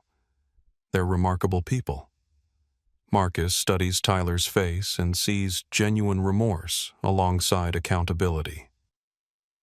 "Mr. Mitchell, you'll receive your termination paperwork within 24 hours. However, your acknowledgement of wrongdoing and eventual stand for truth will be noted in your personnel file. That may matter to future employers. It's not forgiveness, but it's recognition that people can choose different paths even after making terrible choices." As Tyler is escorted away, Dr. Vasquez approaches the family. "Mr. Davis, I'm Dr. Elena Vasquez. I monitored your mother's medical condition during the flight. She experienced stress-induced hypertension that could have been dangerous if left untreated." Marcus's jaw tightens. "Medical neglect in addition to discrimination. I documented everything. If you pursue legal action, you'll have medical testimony supporting the severity of the crew's misconduct." Grace takes Dr. Vasquez's hands. "Doctor, thank you. In a plane full of people, you chose to care about strangers. That means everything." The gate area buzzes with passengers and bystanders documenting the conclusion of a story that captivated millions. Justice being delivered not through courts or investigations, but through immediate accountability from someone with the power to ensure consequences match actions. Marcus's phone buzzes constantly with calls from Skyline management media outlets and legal representatives. He ignores them all. Today is about family dignity and ensuring that what happened to his parents never happens to anyone else's. "Mom, Dad," he says gently, "let's go home." The corporate jet is waiting. As they walk through the terminal together, other passengers approach with words of support, apologies for not intervening sooner, and gratitude for showing them what quiet courage looks like under pressure. Samuel and Grace Davis board their son's private aircraft with their dignity intact and justice delivered. Behind them, viral videos continue spreading the story of an elderly couple who faced institutional cruelty with unwavering grace and a son who proved that power is most meaningful when used to protect those who need it most. The Atlantic Aviation corporate jet sits on the private tarmac like a symbol of how the day should have begun, with dignity, comfort, and respect for passengers who deserve nothing less. Marcus leads his parents up the aircraft steps, his hand gentle on his mother's back as she climbs with the careful movements of someone whose arthritis has flared under stress. "This is how you should have traveled from the beginning," Marcus says as they enter the leather-appointed cabin. "First-class tickets on my airline should mean first-class treatment, not abuse." Grace settles into the plush seat with obvious relief. After hours cramped in economy between hostile strangers, the space feels like sanctuary. Samuel sits beside her, their hands automatically finding each other after a day that tested every foundation of their 52-year marriage. Marcus Grace says gently, "We need to talk about what happened today." Marcus pours his parents water from crystal glasses, the contrast to their denied in-flight service, a painful reminder of how differently this day could have unfolded. "Mom, you don't need to relive what those people put you through. Baby, I don't want to relive it. I want to understand how it changes things moving forward." Samuel nods with the wisdom of someone who's spent 74 years learning that crisis reveals character and creates choice. "Son, what happened to us today wasn't just about us. It was about every passenger who doesn't have a billionaire child to call for justice. What are you going to do about them?" The question hits Marcus like revelation. His parents have spent the worst travel day of their lives thinking not about revenge or compensation, but about change that protects vulnerable people from what they experienced. "I'm implementing immediate policy changes," Marcus explains. Mandatory sensitivity training for all customer-facing employees. Anonymous reporting systems for passenger mistreatment.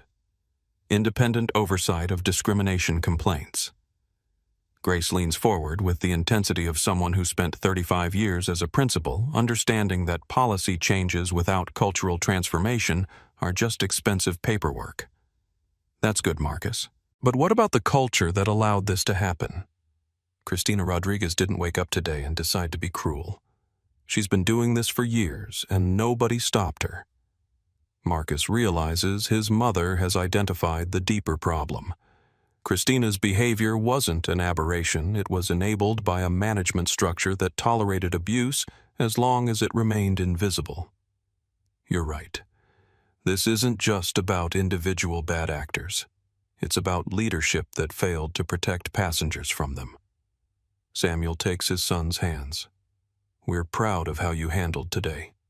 Firing those people was necessary, but the real work starts now building something better, where dignity isn't negotiable."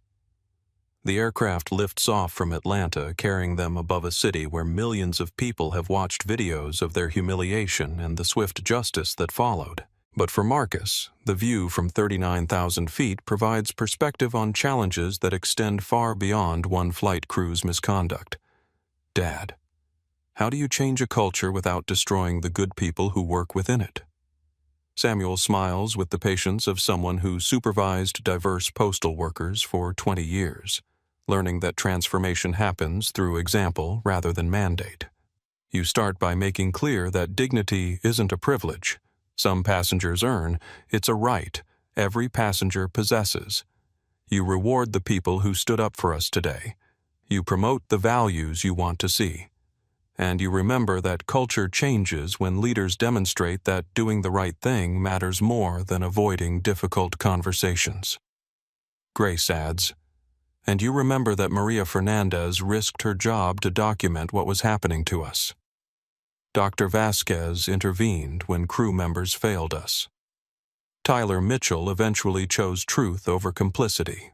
Those people deserve recognition, not just the bad actors deserve consequences. Marcus pulls out his phone and begins drafting messages to Maria Fernandez. Your courage in documenting passenger mistreatment has led to immediate policy changes.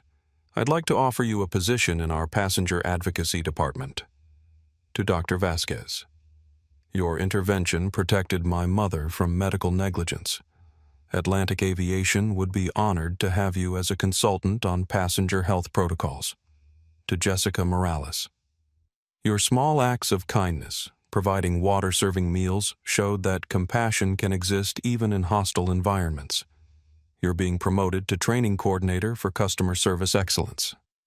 Each message represents Marcus's understanding that transformation happens when good behavior is elevated, not just when bad behavior is punished. The aircraft settles into cruise flight carrying a family whose bond has been tested and strengthened by crisis. Marcus watches his parents relax for the first time in hours, seeing the tension leave their shoulders as they realize the ordeal is truly over. I keep thinking Grace says softly about that young mother with the crying baby. How scared she looked when passengers were complaining. How grateful she was when your father helped her. Samuel nods. That's what travel should be. People helping each other instead of competing for space and service. Marcus realizes that his parents' vision extends beyond policy changes and employee training. They're imagining airline service as community rather than commerce where passengers support each other and crew members facilitate connection rather than enforce hierarchy. It's a transformation that will require more than corporate directives. It will require fundamental reimagining of what airline service can become when guided by principles of dignity, compassion, and shared humanity. You know what I learned today, Marcus says. I learned that watching your parents face injustice is the fastest way to understand what really matters in business. Profit margins don't matter if we're destroying people's dignity to achieve them. Grace smiles with maternal pride. Your father and I didn't sacrifice so you could build just another successful company. We sacrificed so you could build something that makes the world better for everyone who touches it. As the corporate jet flies through clear skies toward home, 3 generations of values align around a simple truth: power is only meaningful when it protects the powerless, and success is only sustainable when it serves something larger than itself. The videos of their mistreatment will continue spreading across social media, sparking conversations about institutional prejudice and passenger rights. But inside the quiet sanctuary of the aircraft cabin, a family plans transformation that extends far beyond viral moments into lasting change that honors every passenger's fundamental human dignity. By the time Marcus Davis's corporate jet lands at Phoenix Sky Harbor, the story of Flight 447 has exploded across every major media platform. CNN leads with airline CEO's parents humiliated by his own employees.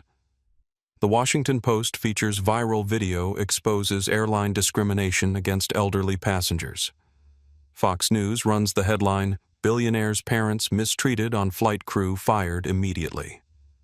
Marcus's assistant, Amanda Rodriguez, meets them at the private terminal with updates that paint the scope of public response. Sir, we've received over 400 interview requests in the past 6 hours. Every major network, 3 documentary filmmakers, and international media from 12 countries. What's the tone overwhelmingly supportive of your parents and your response? Public opinion is strongly behind immediate termination of the crew members involved.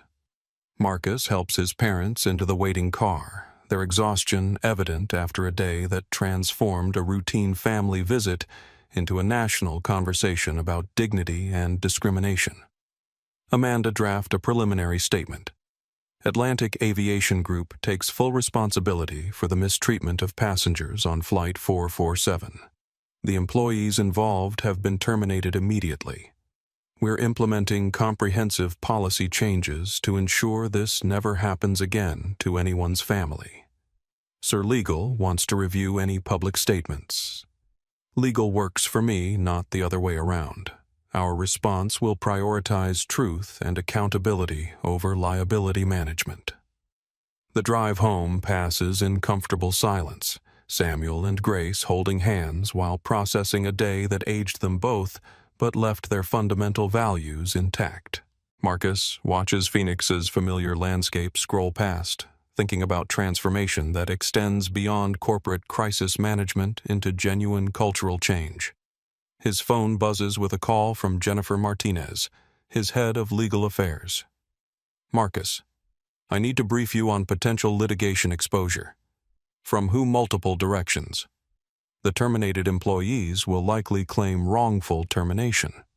Civil rights organizations are reviewing federal discrimination charges, and ironically, passenger advocates are considering a class action representing everyone who's experienced similar treatment on our flights.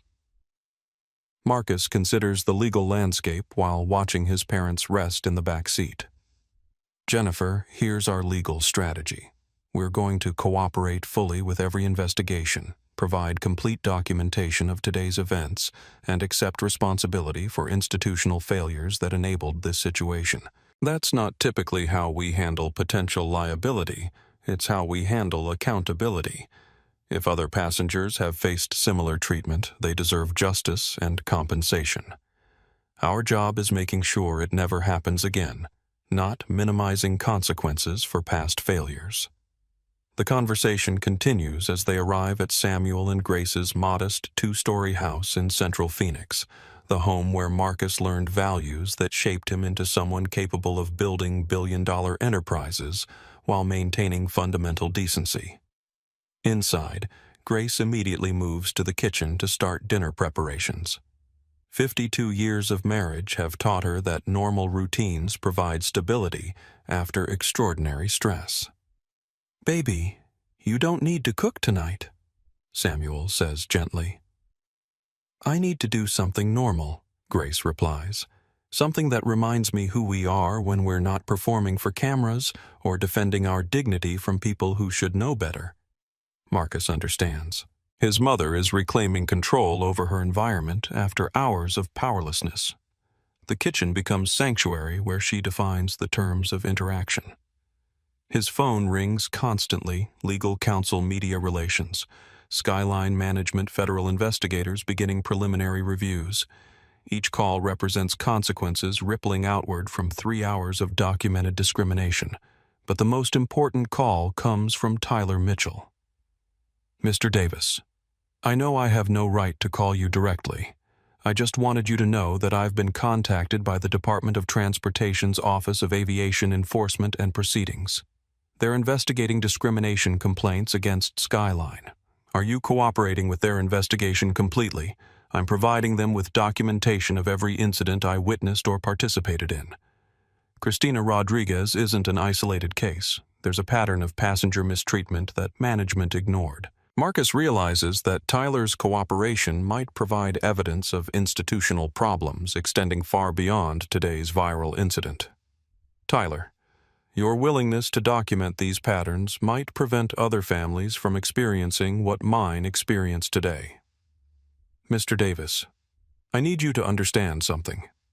Watching your parents maintain their dignity while being humiliated showed me what courage looks like. I've spent 2 years being complicit with abuse because speaking up seemed risky. Your parents showed me that silence in the face of cruelty is the real risk." After Tyler's call, Marcus joins his parents in the kitchen where Grace has prepared a simple meal of cornbread collard greens and fried chicken, comfort food that connects them to generations of family dinners that sustained them through every crisis. "How are you feeling?" Marcus asks. "Tired," Grace admits. "Sad about the state of the world, but not defeated. It takes more than small-minded people with temporary power to defeat what we've built together." Samuel adds, "What happened today reminded us that progress isn't automatic. Every generation has to choose dignity over convenience, truth over comfort. Today showed us there's still work to do." Marcus looks at his parents across the dinner table, understanding that their response to cruelty will define not just corporate policy changes, but his own character as a leader responsible for thousands of employees and millions of passengers. "I want to turn Atlantic Aviation into the airline industry standard for passenger dignity," he says. "Every policy, every training program, every hiring decision guided by treating people the way we'd want our own family treated." Grace smiles with the satisfaction of someone whose sacrifices are bearing fruit in values passed forward rather than just wealth accumulated. "That's why we mortgaged this house to help you start your company. Not so you could get rich, but so you could make things better for everyone who comes after us." As evening settles over Phoenix, the story of Flight 447 continues spreading across social media and mainstream news, sparking conversations about discrimination, corporate responsibility, and the power of ordinary people to document injustice until it can no longer be ignored. But in the quiet sanctuary of his parents' kitchen, Marcus Davis plans transformation that will honor every passenger's fundamental human dignity, ensuring that what happened to his family becomes the catalyst for change that protects everyone's family. Within 24 hours, elderly dignity matters has become more than a trending hashtag. It's evolved into a movement. Maria Fernandez's original TikTok video has been viewed 47.3 million times, shared by celebrities, politicians, and ordinary people who recognize their own grandparents in Samuel and Grace Davis's quiet dignity under pressure. The comments section tells its own story. "My grandfather was a Tuskegee airman and still gets treated like this in 2024. Some things never change unless we make them change. I work for a different airline, and we've all been watching this story. Management called an emergency meeting about passenger dignity protocols. Those could be anyone's grandparents. The fact that their son owns the airline is beside the point. No one deserves this treatment." Christina Rodriguez thought she was just bullying random elderly passengers. She didn't know she was ending her own career in real time. But the viral moment has transcended individual accountability into widespread institutional examination. Airlines across the industry are reviewing discrimination complaint procedures. Flight attendant unions are implementing sensitivity training. Airport authorities are updating passenger advocacy resources. Elena Vasquez's medical documentation of Grace's stress-induced hypertension has been cited by healthcare professionals calling for better airline protocols around passenger medical needs. Her Twitter thread has been retweeted 340,000 times, with doctors sharing similar stories of medical neglect at altitude. Most significantly, passengers are sharing their own experiences of airline discrimination that previously went undocumented. The hashtag airline abuse has accumulated thousands of stories from travelers who faced similar treatment but lacked the platform or power to demand justice. Marcus receives a call from Senator Patricia Williams, chair of the Senate Subcommittee on Transportation and Safety. "Mr. Davis, I've been following the story of your parents' mistreatment.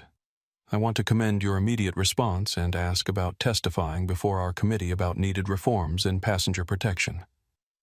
"Senator, I'd be honored. But I want my parents to testify as well. Their experience should be heard directly, not filtered through corporate perspectives. Would they be willing?"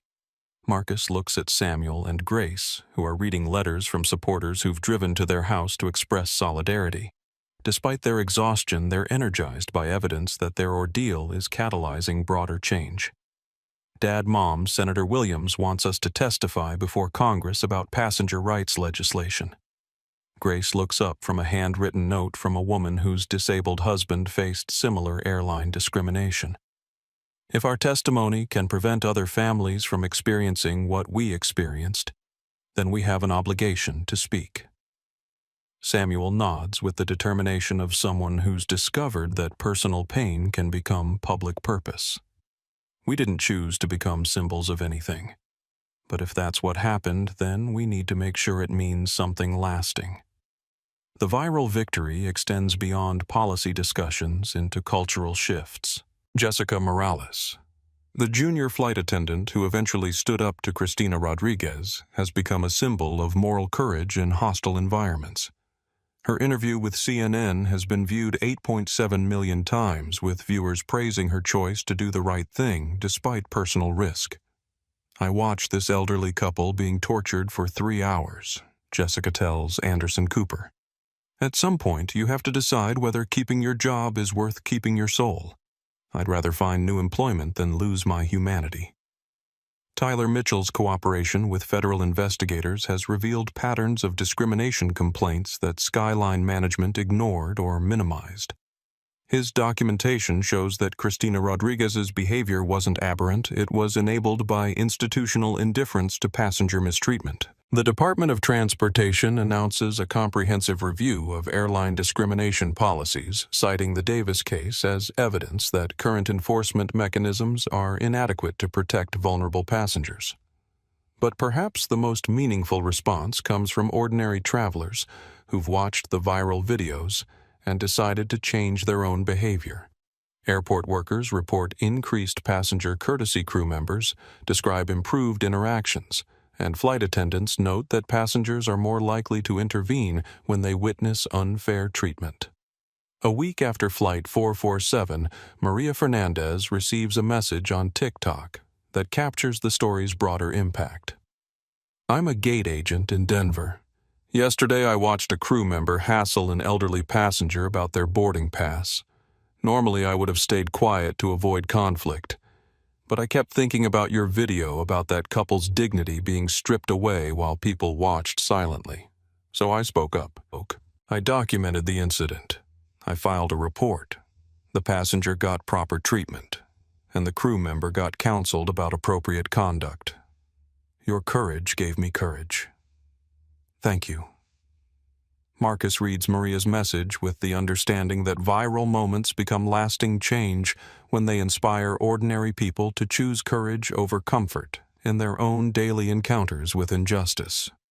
The story of Flight 447 continues spreading across continents and cultures, translated into dozens of languages, discussed in legislative chambers and corporate boardrooms, analyzed by sociologists, and celebrated by civil rights advocates.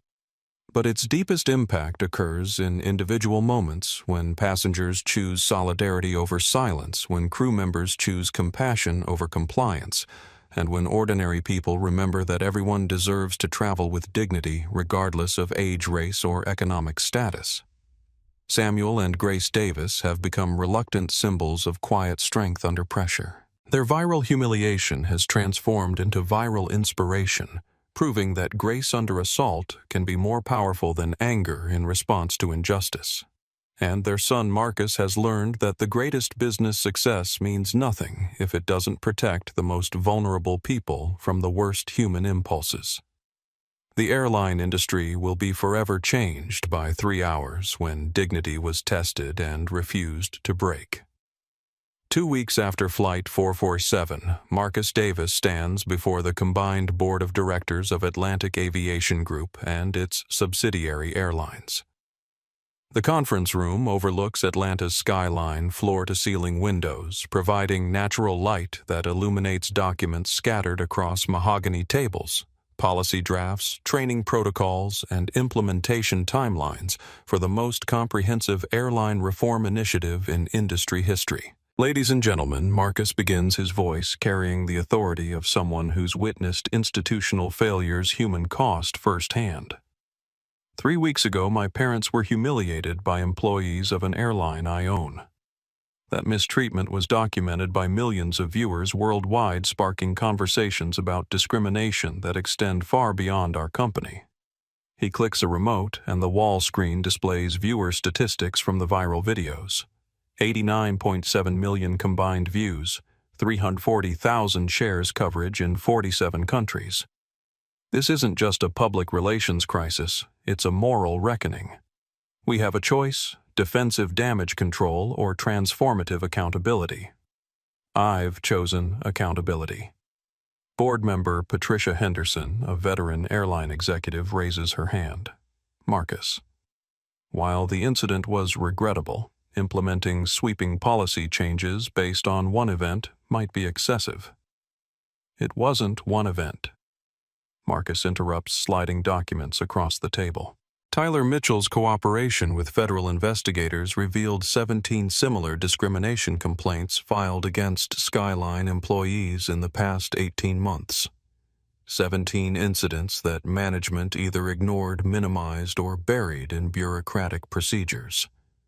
The room falls silent as board members scan the documented complaints. Elderly passengers denied assistance. Disabled travelers forced to prove their conditions. Minority families separated without justification.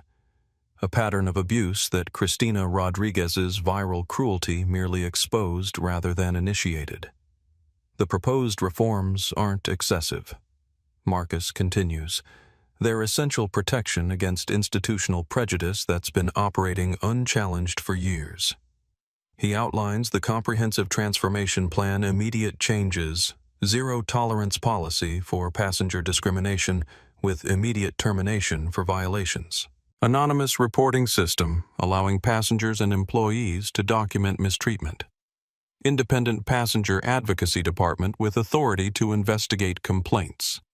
Mandatory quarterly dignity training for all customer-facing employees.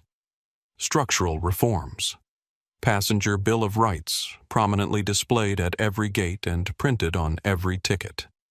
Medical assistance protocols ensuring health needs receive priority over operational convenience. Family accommodation policies preventing separation of elderly or disabled passengers without documented safety justification. Cultural sensitivity consultants overseeing hiring training and performance evaluation. Accountability measures. Employee performance evaluations, weighted 40% on customer dignity metrics. Management bonuses tied to passenger satisfaction scores and discrimination complaint resolution. External Oversight Committee, including disability rights advocates and civil rights attorneys. Public quarterly reporting on complaint statistics and resolution outcomes.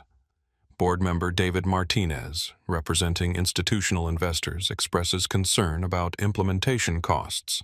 Marcus. While these reforms are admirable in principle, the financial impact could be substantial. Training thousands of employees, restructuring complaint procedures, external oversight. We're talking about tens of millions in implementation costs. Marcus pulls up financial projections on the wall screen. David, you're right about implementation costs, $47 million in year one, $23 million annually thereafter. But consider the cost of not implementing these reforms. He displays alternative scenarios, federal discrimination lawsuits, congressional oversight hearings, boycotts by civil rights organizations, employee turnover from toxic workplace culture. The potential liability from current discriminatory practices exceeds $200 million. More importantly, the reputational damage from viral mistreatment videos is incalculable. We're not spending money on reforms, we're investing in practices that protect both passengers and shareholders. Grace Davis, attending as a special advisor despite having no official board role, speaks from personal experience. I spent 35 years as a school principal dealing with children who'd been failed by adults in positions of authority. What I learned is that changing policies without changing culture is just expensive paperwork. The real question isn't whether you can afford these reforms, it's whether you can afford not to implement them when the alternative is continued institutional cruelty. Her words carry moral weight that financial projections cannot match. Board members who might resist costly policy changes cannot argue against protecting passenger dignity when the victims are sitting at their conference table. Marcus reveals the program's implementation timeline, immediate termination procedures for discrimination complaints, 30-day training rollout for all employees, 90-day implementation of new reporting structures, annual external audits of compliance and effectiveness. This transformation begins today, he announces. Every Atlantic Aviation employee will understand that passenger dignity isn't negotiable regardless of operational pressures or personal prejudices. The vote is unanimous, comprehensive reform implementation across all Atlantic Aviation subsidiaries with quarterly board review of progress and annual assessment of program effectiveness. But Marcus understands that board approval is only the beginning. Cultural transformation requires sustained leadership commitment and employee buy-in that extends beyond policy compliance into authentic behavior change. The Flight 447 incident creates shockwaves across the airline industry that extend far beyond Atlantic Aviation's corporate boundaries. Within 30 days, major carriers begin implementing policy changes designed to prevent viral discrimination incidents that could destroy reputations built over decades. American Airlines announces enhanced sensitivity training for all crew members, citing recent industry events that highlighted gaps in passenger dignity protocols. Delta implements new complaint investigation procedures with external oversight. United creates a passenger advocacy department modeled on Atlantic Aviation's reform initiatives.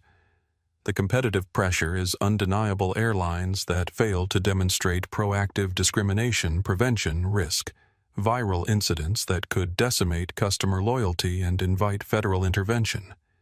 Marcus receives calls from industry colleagues seeking guidance on policy implementation. Southwest's CEO asks for consultation on anonymous reporting structures. JetBlue requests training materials for dignity protocols. Alaska Airlines wants to benchmark complaint resolution procedures. The industry is watching, Marcus tells his leadership team during weekly reform implementation meetings. Our response to failure is becoming the template for industry-wide change. The transformation extends beyond individual airline policies into federal regulatory review. Senator Williams's subcommittee schedules hearings on passenger protection that will feature testimony from Samuel and Grace Davis, alongside industry executives, civil rights advocates, and disability rights organizations. The Department of Transportation proposes new regulations requiring airlines to maintain public databases of discrimination, complaints, resolution timelines, and employee disciplinary actions. The Federal Aviation Administration considers passenger dignity training as mandatory certification requirements for flight crew licensing. International attention follows domestic reform. The European Union begins reviewing airline discrimination policies based on American viral incidents. Canadian transportation authorities implement enhanced complaint investigation procedures. International Civil Aviation Organization discusses global passenger rights standards. But the most significant industry change occurs at the cultural level. Flight attendant training programs now include mandatory modules on unconscious bias and passenger dignity. Gate agent certification requires sensitivity training that wasn't previously considered necessary. Crew scheduling prioritizes employee mental health support that reduces stress-induced passenger mistreatment. Maria Fernandez, promoted to Atlantic Aviation's Passenger Advocacy Department, receives invitations to speak at airline industry conferences about documentation and intervention strategies. Her TikTok courage has evolved into professional expertise that benefits travelers across the industry. What happened on Flight 447 was a wake-up call, Maria tells the International Association of Flight Attendants annual conference. We learned that passenger abuse doesn't just harm individuals, it damages the entire industry's reputation. Every crew member has the power to prevent viral discrimination incidents through basic human decency. The industry transformation accelerates when passenger advocacy groups begin rating airlines based on discrimination, complaint, resolution, cultural sensitivity, training quality, and passenger dignity, policy implementation.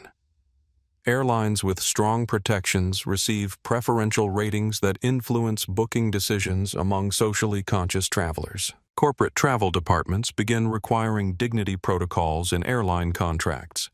Government agencies implement passenger protection standards for official travel. Educational institutions and healthcare organizations choose airlines based on discrimination prevention rather than just price competition. The financial incentives align with moral imperatives when airlines discover that dignity-focused policies improve customer loyalty, reduce complaint-related costs, and attract employees who prefer working for ethically responsible organizations. 6 months after Flight 447, the personal consequences for individual actors continue unfolding with the inexorable logic of accountability meeting behavior. Cristina Rodriguez sits in her studio apartment surrounded by legal documents and unpaid bills, facing the reality that viral cruelty has consequences that extend far beyond immediate termination. Her employment prospects remain non-existent. Background checks reveal viral videos that make hiring impossible for any customer service position. LinkedIn connections have disappeared.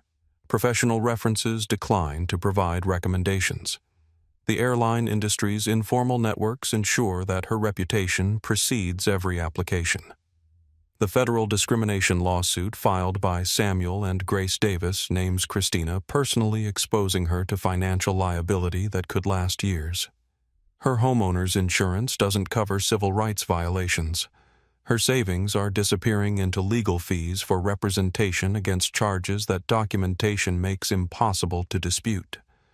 But the deepest consequence isn't financial, it's social isolation from former colleagues who understand that association with her could damage their own career prospects. Friends in the airline industry avoid contact. Former supporters distance themselves from someone whose name has become synonymous with viral discrimination. Tyler Mitchell faces different consequences based on his eventual choice to document misconduct rather than defend it. While terminated from Skyline, his cooperation with federal investigators and willingness to testify about institutional patterns earns him consideration for positions with airlines implementing transparency initiatives. His interview with 60 Minutes becomes a template for accountability without defensiveness. I participated in passenger mistreatment because speaking up seemed risky to my career. I learned that staying silent was the real risk to my conscience, my integrity, and ultimately my employment anyway.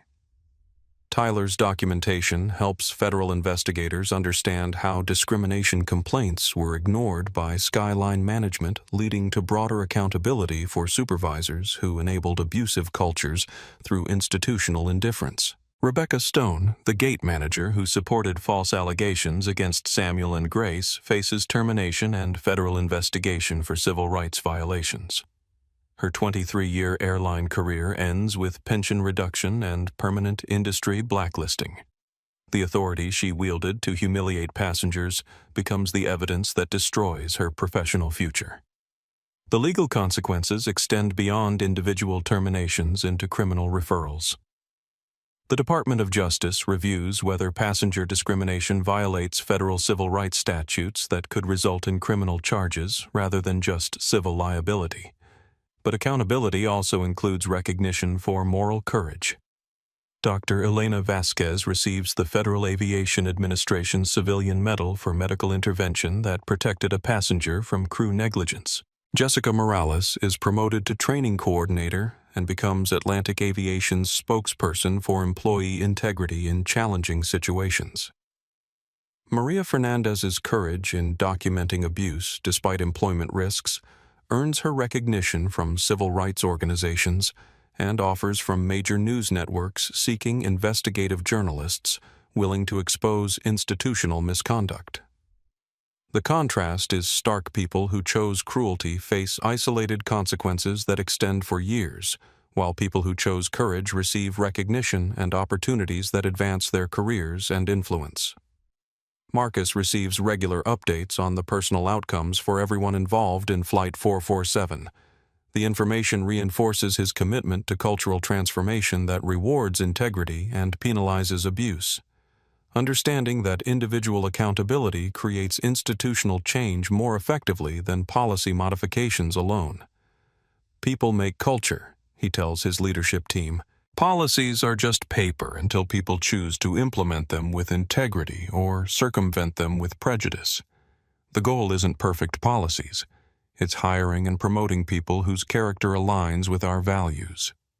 6 months later, the personal accountability continues unfolding, with mathematical precision choices made during 3 hours of viral visibility determine career trajectories that will extend for decades, proving that character revealed under pressure has consequences that transcend immediate circumstances.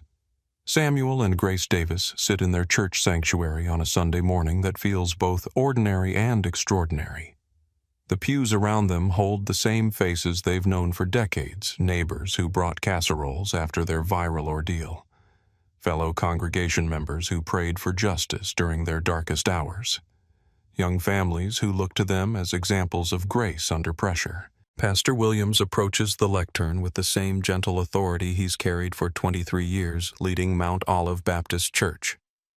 Today's sermon topic appears simple: turning pain into purpose. But everyone in the sanctuary understands it's really about Samuel and Grace. 6 months ago, Pastor Williams begins 2 of our church family experienced something that no one should face in modern America. They were humiliated for the color of their skin, separated despite 52 years of marriage, denied basic human dignity by people who forgot that every passenger is somebody's family. Grace reaches for Samuel's hand. The memory still stings, but the pain has transformed into something powerful, a catalyst for change that protected countless other families from similar mistreatment. But what happened next, the pastor continues, shows us how God works all things together for good. Their son didn't just seek revenge, he sought reform. Their pain became protection for others. Their humiliation became hope for change. After service, Marcus joins his parents for Sunday dinner in the kitchen, where he learned values that shaped him into someone capable of building billion-dollar enterprises while maintaining fundamental decency. The conversation is relaxed, punctuated by laughter and the comfortable silences of people who've weathered crisis together. "How are things at the airline?" Grace asks, passing a plate of cornbread that connects them to generations of family Sunday dinners. "Better," Marcus replies. "Employee satisfaction is up 34% since implementing the dignity protocols.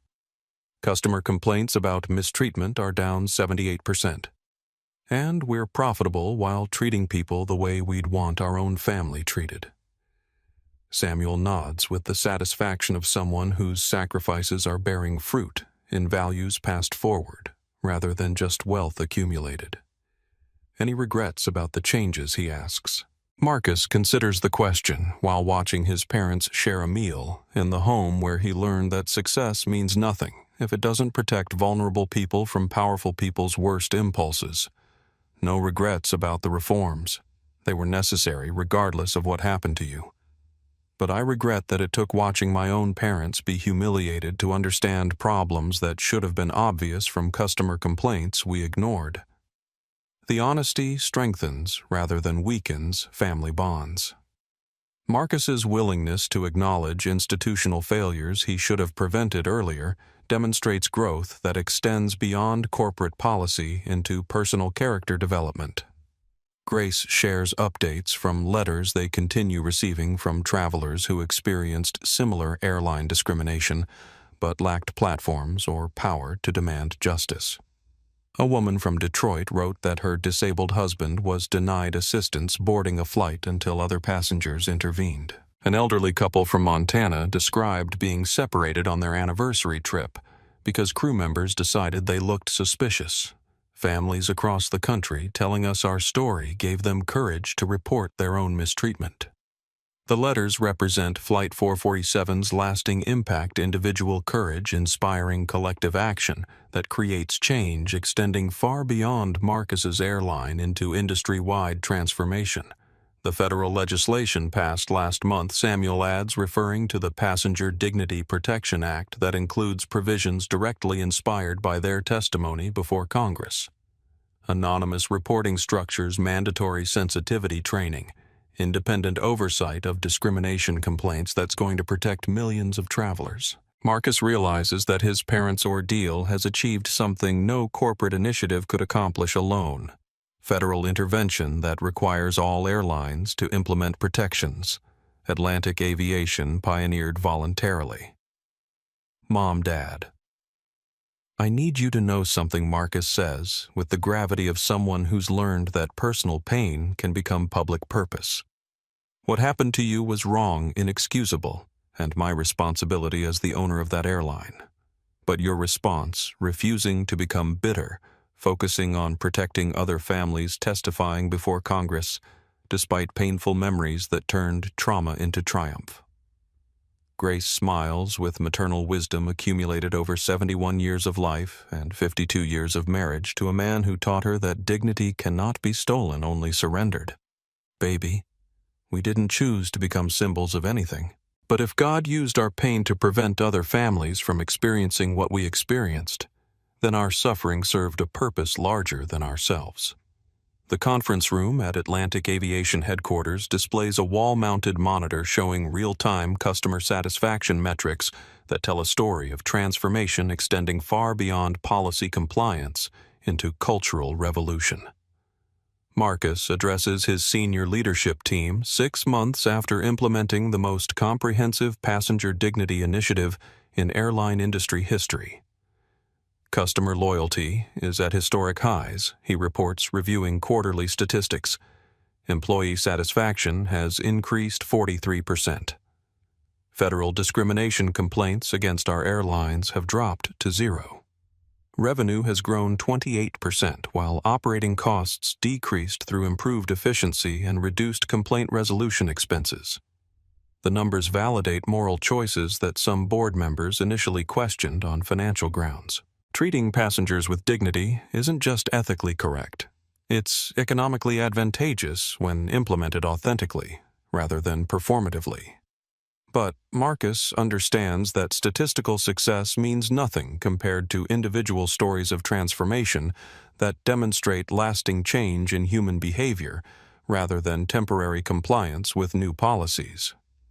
Maria Fernandez leads our passenger advocacy department with the same courage she showed documenting abuse on Flight 447. He continues. Dr. Vasquez consults on medical assistance protocols that prevent health emergencies from becoming discrimination incidents. Jessica Morales trains crew members to choose compassion over compliance when rules conflict with human needs. The leadership team reviews case studies from the past 6 months, elderly passengers receiving assistance without being questioned about their conditions. Disabled travelers accommodated proactively rather than reluctantly. Families kept together during travel disruptions because separation causes unnecessary trauma. The transformation isn't complete, Marcus acknowledges. Changing institutional culture requires sustained effort over years, not months. But the foundation is solid. Every employee understands that passenger dignity isn't negotiable, regardless of operational pressures or personal prejudices. Jennifer Martinez, head of legal affairs, provides updates on federal compliance that demonstrate Atlantic Aviation's reforms exceeding regulatory requirements rather than meeting minimum standards. The Department of Transportation uses our protocols as templates for industry-wide implementation. Congressional oversight committees cite our passenger advocacy program as evidence that voluntary reform can achieve better outcomes than mandatory enforcement. International aviation authorities are adopting our dignity training requirements for global implementation. Marcus realizes that Flight 447's viral infamy has evolved into industry leadership that influences airline practices worldwide.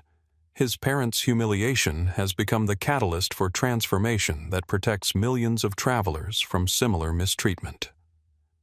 The meeting concludes with planning for the next phase of cultural evolution, expanding dignity protocols beyond passenger interactions into employee treatment, vendor relationships, and community engagement that demonstrates values in every aspect of business operations. But the true victory isn't measured in customer satisfaction scores or federal compliance ratings. It's visible in Samuel and Grace Davis sitting together in first-class seats on their monthly visits to see Marcus traveling with the comfort and respect they should have received from the beginning.